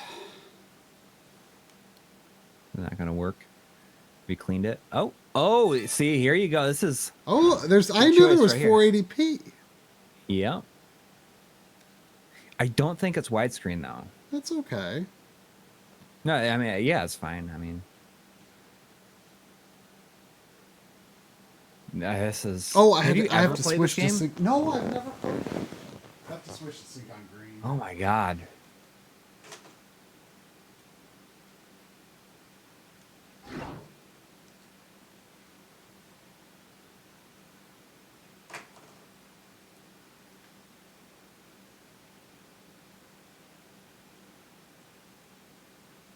Come on, RGSB. Come on. It shouldn't need anything. I mean, mine. You have to switch on the OSSC. You have to switch it to RGSB.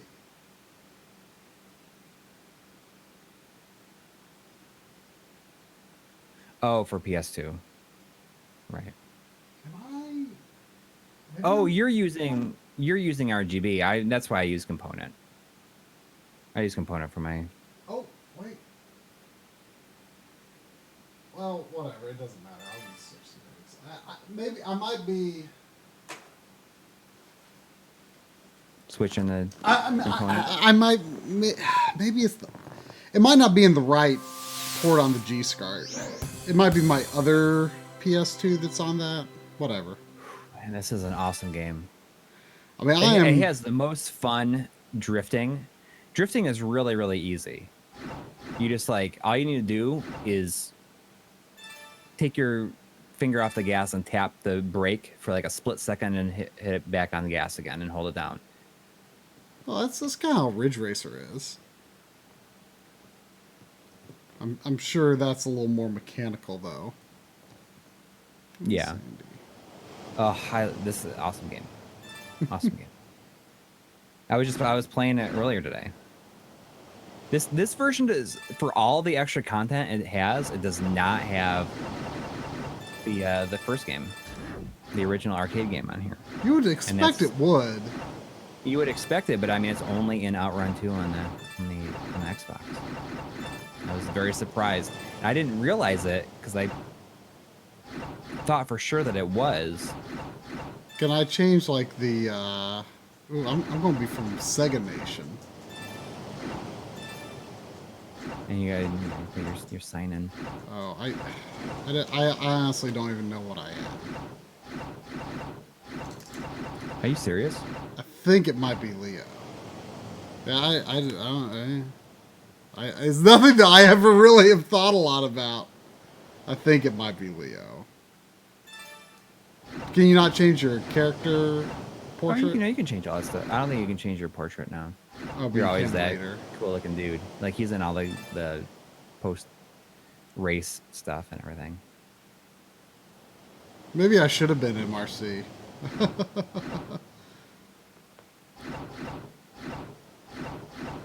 Yeah, I mean, it has the original like OutRun 2 SP.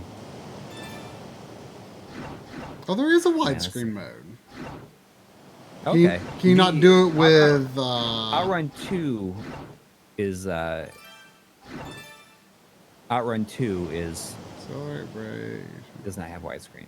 Can you do automatic? You don't have to. You don't have to gear up and gear. Oh down. yeah, I mean you just choose it right at the start of the race. Someone's asking if we can pick the music. I don't know if it's available when you. Let's see what music. What mode should I play? Just do coast to coast. I mean, if I were you, I would do the OutRun 2 SP. Like I wouldn't do this. I would back up. I just do the OutRun 2 SP, which is just the basic Where? OutRun. No, back up one more. Oh, what is And this? go to OutRun. That's the original OutRun 2. And it's just nice because you don't have to do anything. You have like your typical like OutRun style map that goes, that spreads out. And you choose your OutRun mode. Just try and reach the goal. That sounds good. Yeah. Okay, what? Oh, I know this music. Right, but I think you should go over and scroll down a little bit. See if there is. It looks like there's another. Oh, I see. Triangle. Okay, so it doesn't have the. Okay. If you can do this, if you can choose this, I want you to go right, Keep on going over. No, keep going. I think it's is it the last one? Keep your heart. Hang on, let me hear it.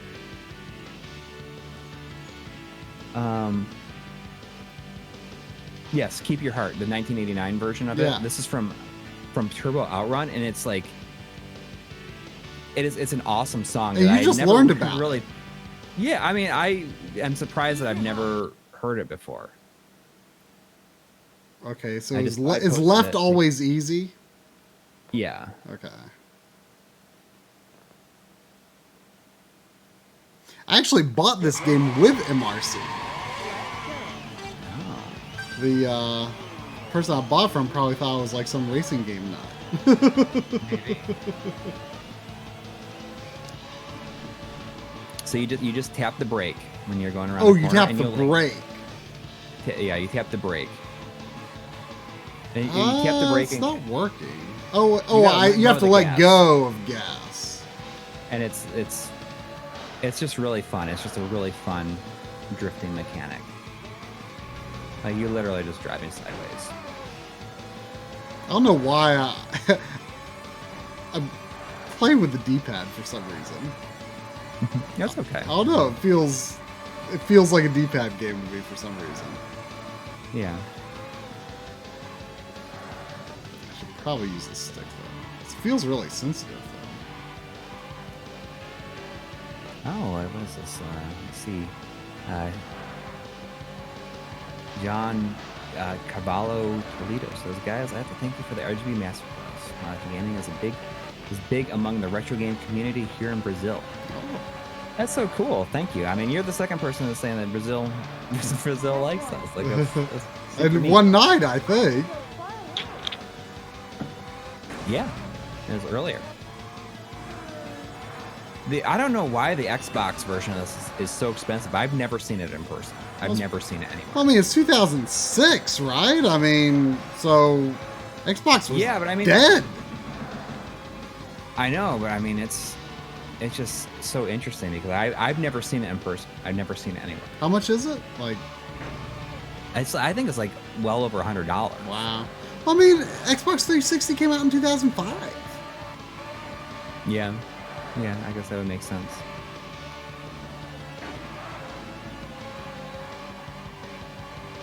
Is this an arcade game as well, or is it? OutRun 2 came out in the arcade, and then this 2006 is just the home version that has all these extra modes. Oh, okay.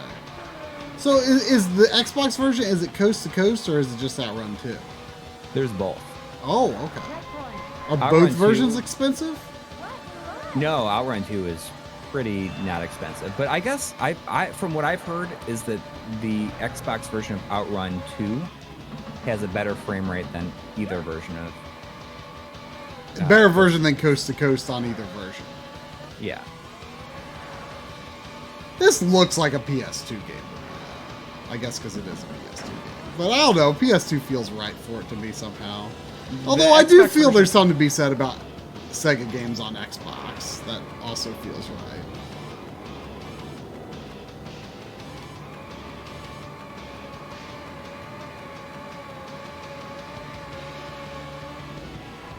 Yeah, this is an awesome game.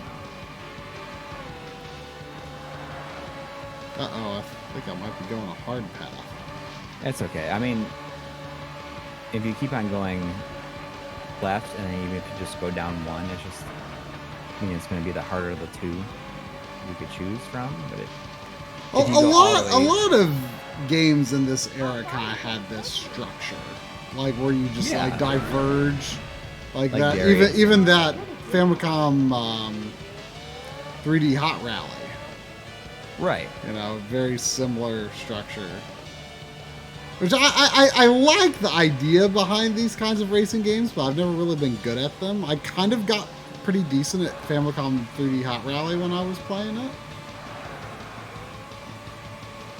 I like the idea of non-lap racing games. Yeah, same here. Like that's one of the reasons I really like the cruising game. You should get the cruising games. I think you would enjoy them. You think? Yeah. I mean, like I was Especially thinking you're saying you're like kind of enjoying racing games. Like the first one is just like such a simple, laid back sort of experience. And then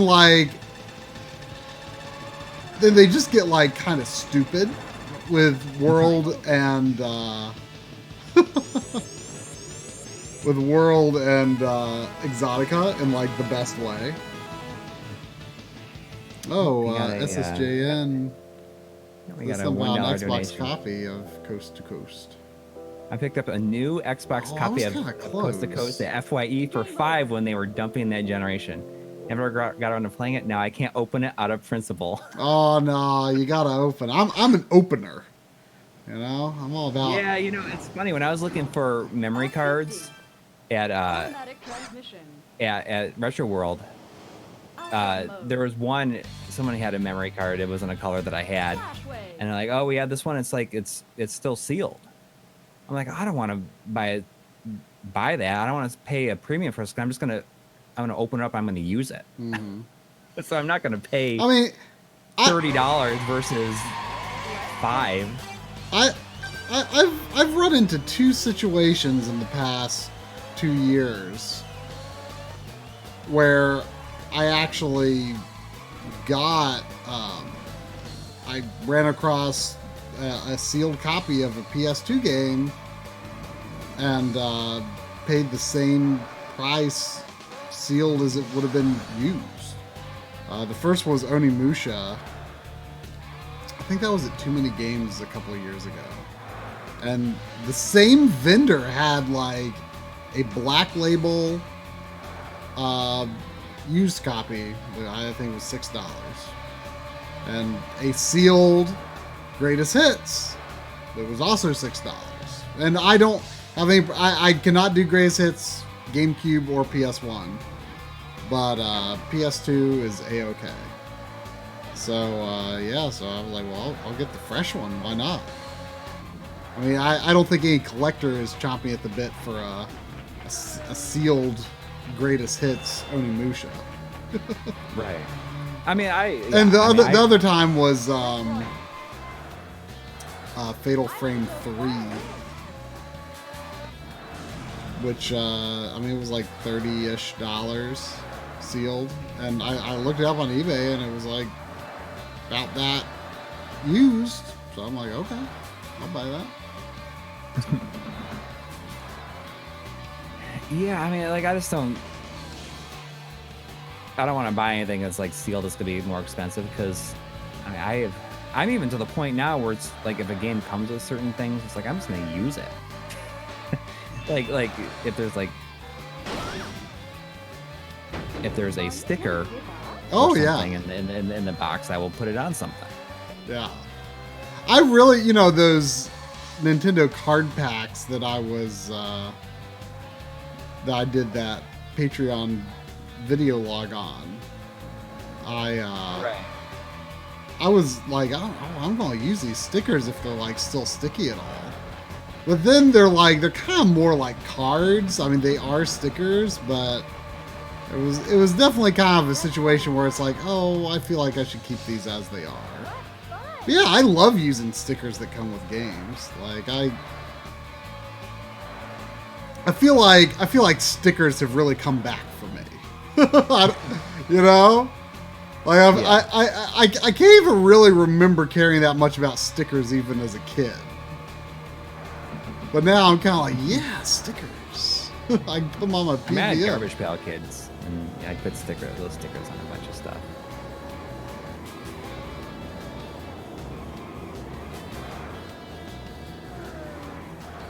Yeah, I do not really remember being that big of a sticker guy as a kid.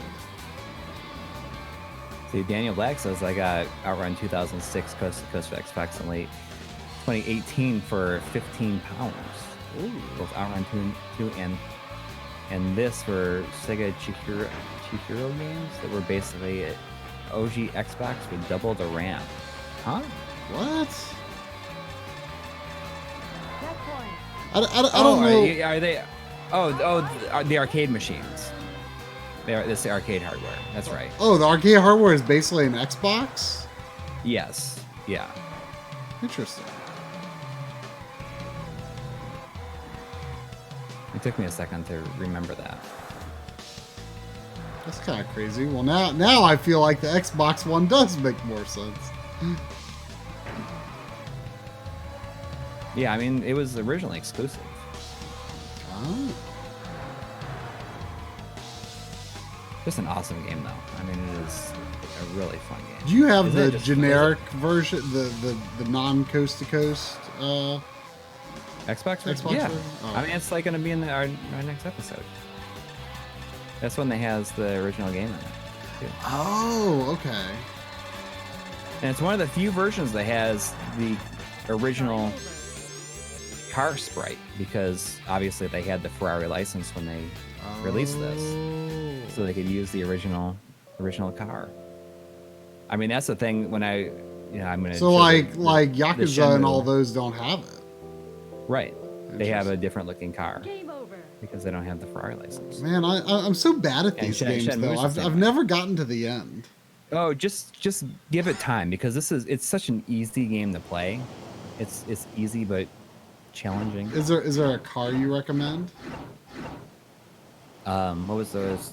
I mean, isn't it the Testarossa is like the main, is like the definitive OutRun car? Is it? Is it? If you keep on going left, I'll show you which one. I think. See, I that's kind like of want to play this dorky looking yellow car. that's like the beginner one. Oh, that sounds good for me. OutRun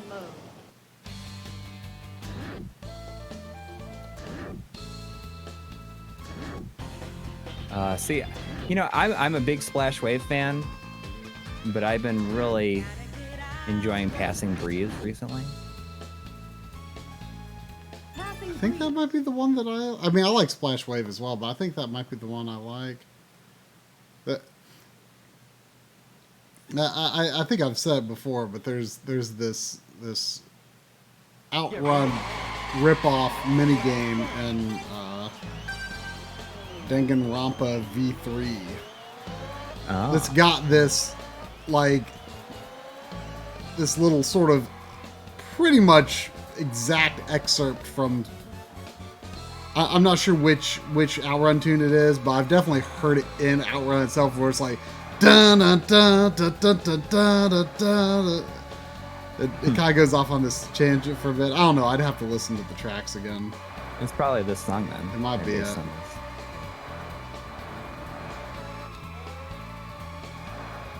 Yeah, I mean, I've always been Splash Wave, but this has really been in my. I've been selecting this song more than anything else lately.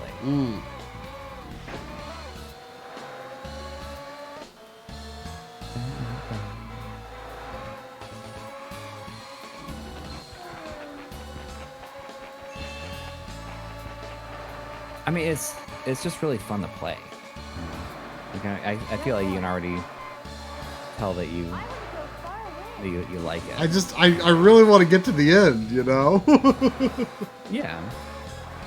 I think you would like the cruising games. You should. I mean, they're cheap, especially USA. I mean, I think they're all under $10 games. You should just get them if you see them. I mean, the only challenge is finding one in decent condition. There's certain games like MRC was like that for a while. Like I kind of had it in my head like for a while. It's like, oh, I want to get MRC. But it's one of those games that like is always in like garbage condition. And it gets no respect. Yeah, basically.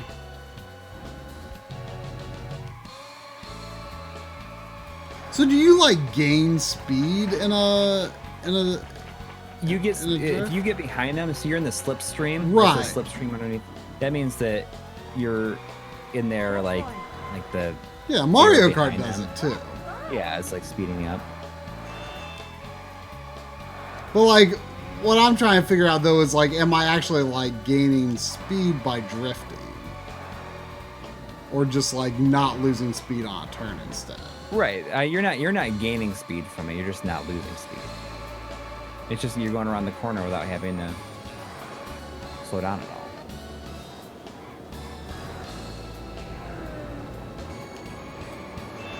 Some people are talking about overall collecting in the chat, how games are meant to be played, and sometimes you just end up collecting because you end up with so many good games.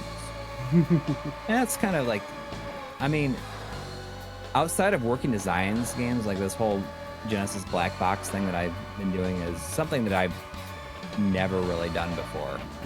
And I just think it's fun because it just seemed like a manageable thing to be able to do, and just it's just a neat little goal. And it's not like I'm collecting all the games on this system. Like I'm just collecting what I feel are like the Genesis games that are more like the most nostalgic to me. Like they have like a nostalgic look to them, and I just think it's cool to have all those specific kind. Well, like, I mean, now if like after this, I'm like, well, maybe I'll just buy all of Sega's first party games. then that's too far. It's too much. Like, I mean, I was always very proud back in the day that I got all of the Mario related games on N64. I mean, like all of those are every single Mario game on N64 is my original copy. They're all complete. Like I bought them new. So that was one thing that that was the only reason I really got Dr. Mario 64. Like I wasn't like excited for it, but it came out 2001, and I was like, well, I gotta get it. But I feel like one of the only things I've kind of made an effort to get it wasn't a huge effort because I already had almost everything, but I got all the Kirby games. But I just have it certainly it's not complete in box or anything, but I do have the American cartridge for every Kirby game. Plus the Japanese only Superstar Stacker. Oh, I made it! It seemed quicker than I thought. But yeah, I went out of my way to do that. Like lately, I've been grabbing a lot of Puyo Puyo games. But I don't really have a goal for it because there's so stupidly many of them. But it's just oh, do I get to call this game Beat now? Well, I mean, technically you could, yes. I mean, there's credits, right? I don't know what you do to truly beat it. What is the deal with that rock? But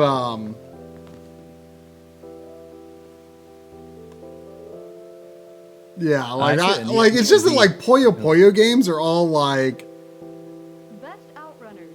so cheap, or $5. In Japan, some of them might have even been $1. They're so cheap.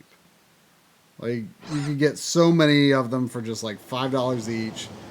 Even locally here, I got several Mega Drive and Super Famicom ones that were complete in box for $10. I saw one of those. There was this one import vendor across from Carlson, Bad Gear Carlson. Did you look at that booth? They had a lot of imports. Their prices were terrible. I mean, they had a lot of regular games too, domestic import games. They had a lot of Japanese games. Super Famicom games, or just everything? Everything. But they also had a lot of U.S. region games too. But their prices were terrible. There was a cart-only version of one of the Puyo games that I got at a local shop complete for Super Famicom for $10. They had it for $25 cart only. Oh, wow. Terrible prices. But I got a Game Boy one from Carlson, which is kind of I was mostly really curious how it would play because of the limited colors. And mostly the way you can, they actually use some dithering to like slightly change the color, but you can't really see it on a Game Boy screen. If you play in the Super Game Boy, you can see it a little better. But the main way to tell them apart is is the shape. Like they're just kind of like a tall one, a fat one, a more round one, stuff like that. Mm-hmm. But yeah, I don't have a goal with like the Puyo Puyo games, but like if I see it and it's like cheap, it's like, oh yeah, Yeah. I'll buy that. Like, but it's not like I have any like oh I want to get them all or something. It's just like Right. it's just like it's been something that's just it catches my eye and I like to buy it. I got a $2 donation from Ben Brody who says, "Seriously, stay on the rolling drum lumps." Seriously. I'll be sure to do it. I need to replay Mario 3D Land because I don't even have like I've got a save file on my Wii U that's only like in World 2 because Oh wow. well when I played Yeah, I it was on remember. Drum's Wii U when we did that Right, I remember 4-player that. marathon, so I Right. don't have a beat file on my system. Well, is that gonna do it for this week? We got some extra mileage out of that outrun at the final out there. That's pretty good. I didn't intend to play it that long, but I was just like, oh man, I gotta finish a race. Yeah. All right, well, Thanks everybody for who watching. hung out and everyone who donated and all that other good stuff. And look been for an fun. episode, fingers crossed, next Next Sunday. Sunday. And regardless, Geez. stream next Sunday. And whoa, we just got 10 last-minute dollars from Exile. Wow, thank you. Thank you. Hey guys, glad I caught the stream. Do you have any up-and-coming videos you're excited about? Any RGB masterclass? Well, I mean, we're certainly excited about the documentary series, which we're kind of talking about maybe saving it for releasing it for January, but I still want to get it done as soon as possible. That release date is to be determined. I mean, RGB, like nothing that we have actually begun production on, but we would really like to get a 200 out by the end of the year if we could. Yeah. It would probably be Dreamcast if we do. I think. Is if my freelance work seems like it's as though it's like wrapping up, which is good, and then after that, like I can just dedicate every day to working on the show, which I'm excited about. Yeah. And we'll see. I mean, this is like the big time of the year. Like starting with October is when.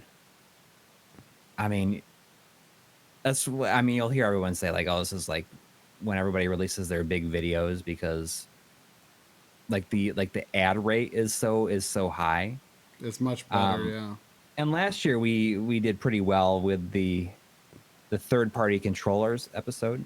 Mm-hmm. So I think I'm going to try to do the first party controllers episode like between now and the end of the year, along with like many other things. We'll see what we end up with. I'm gonna do my best though. Oh, look, it's Sandra. Sandra, to you. Dr. Droop is asking if you have any predictions for Analog's next product. Ooh. Oh, is this supposed to be an announcement this month? Did they say it's going to be this month? They didn't say it was going to be this month. Oh, yeah. I mean, I think people are just speculating because it was they have done it the past 2 Octobers, but I don't think they've gotten an announcement. Yeah. I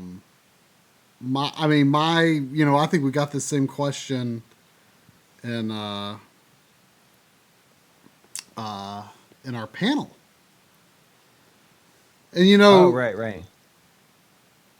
when the Super NT came out, year and a half ago, people were like, "Oh, I want them to make an NT Mini that's in this style, but it's got all the cores on it. It's going to be the same price as the Super NT and have all the features, but be more affordable, but it's going to have all the cores." And I was like, anyone who thinks that, yes, I think they should and will make a NES that's more in line with their current style of products, but I thought people are delusional if they think it's going to have all those other cores.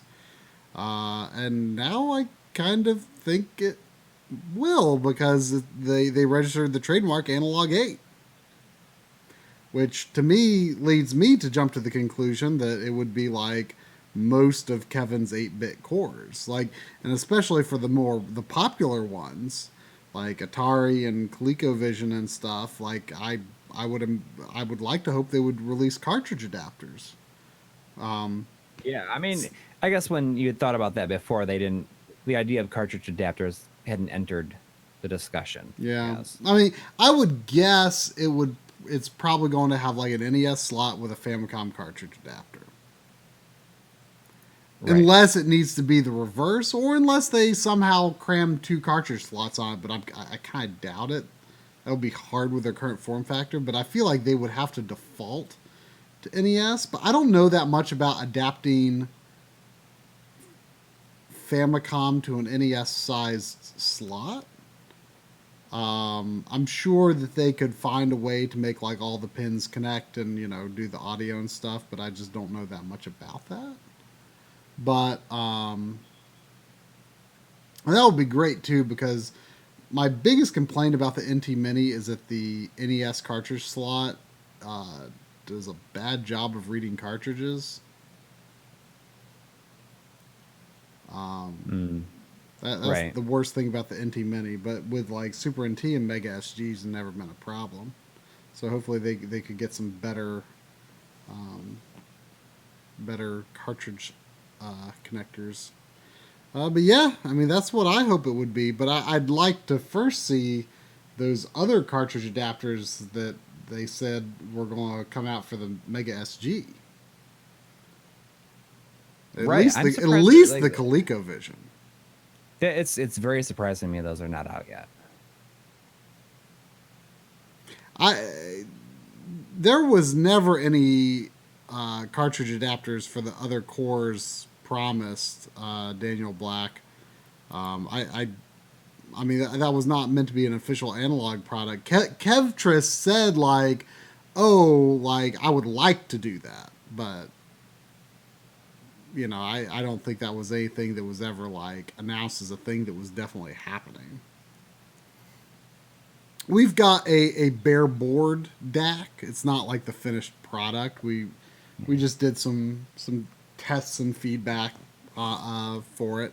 We might do a mini on it. Yeah. Relatively soon. Maybe that'll be our mini that follows this next episode. I think that's gonna happen. But yeah, I mean, basically, we don't know anything about the next analog stuff, other than I don't think they're going to announce anything this year. I don't think they're going to announce anything this year. If they do, I don't think it's going to be this month. Because I'll tell you, I tried to poke for some info. I did try to poke for some info. Well, because you don't want the documentary series that you're working on to be missing critical information. Right. Even though it's open-ended and it's not really about that anyways. Right. About that, but I mean, it's always good to have. Right. I just wanted to make sure that I wasn't going to... so I tried to poke for information to see if... anything would be released in the time frame that we were looking to release the documentary series. And the answer was no announcements planned in that time frame. So I would not be looking for an October announcement from Analog based on that. And that's that. That's what we know. Yeah, they are tight-lipped. You know, a lot of people who, you know, get very excited about the products that they're making, and you know, they like to talk to you about it. Analog, very tight-lipped. Not that, you know, if they did tell us what it was, not that we would say, but you know, it's nice to know. Right. All right, and with that, I think that's gonna do it. Yep. Good night, not backloggery. I was gearing up to say good night, backloggery. Good night, MLiG, folks. Thank you. Good night.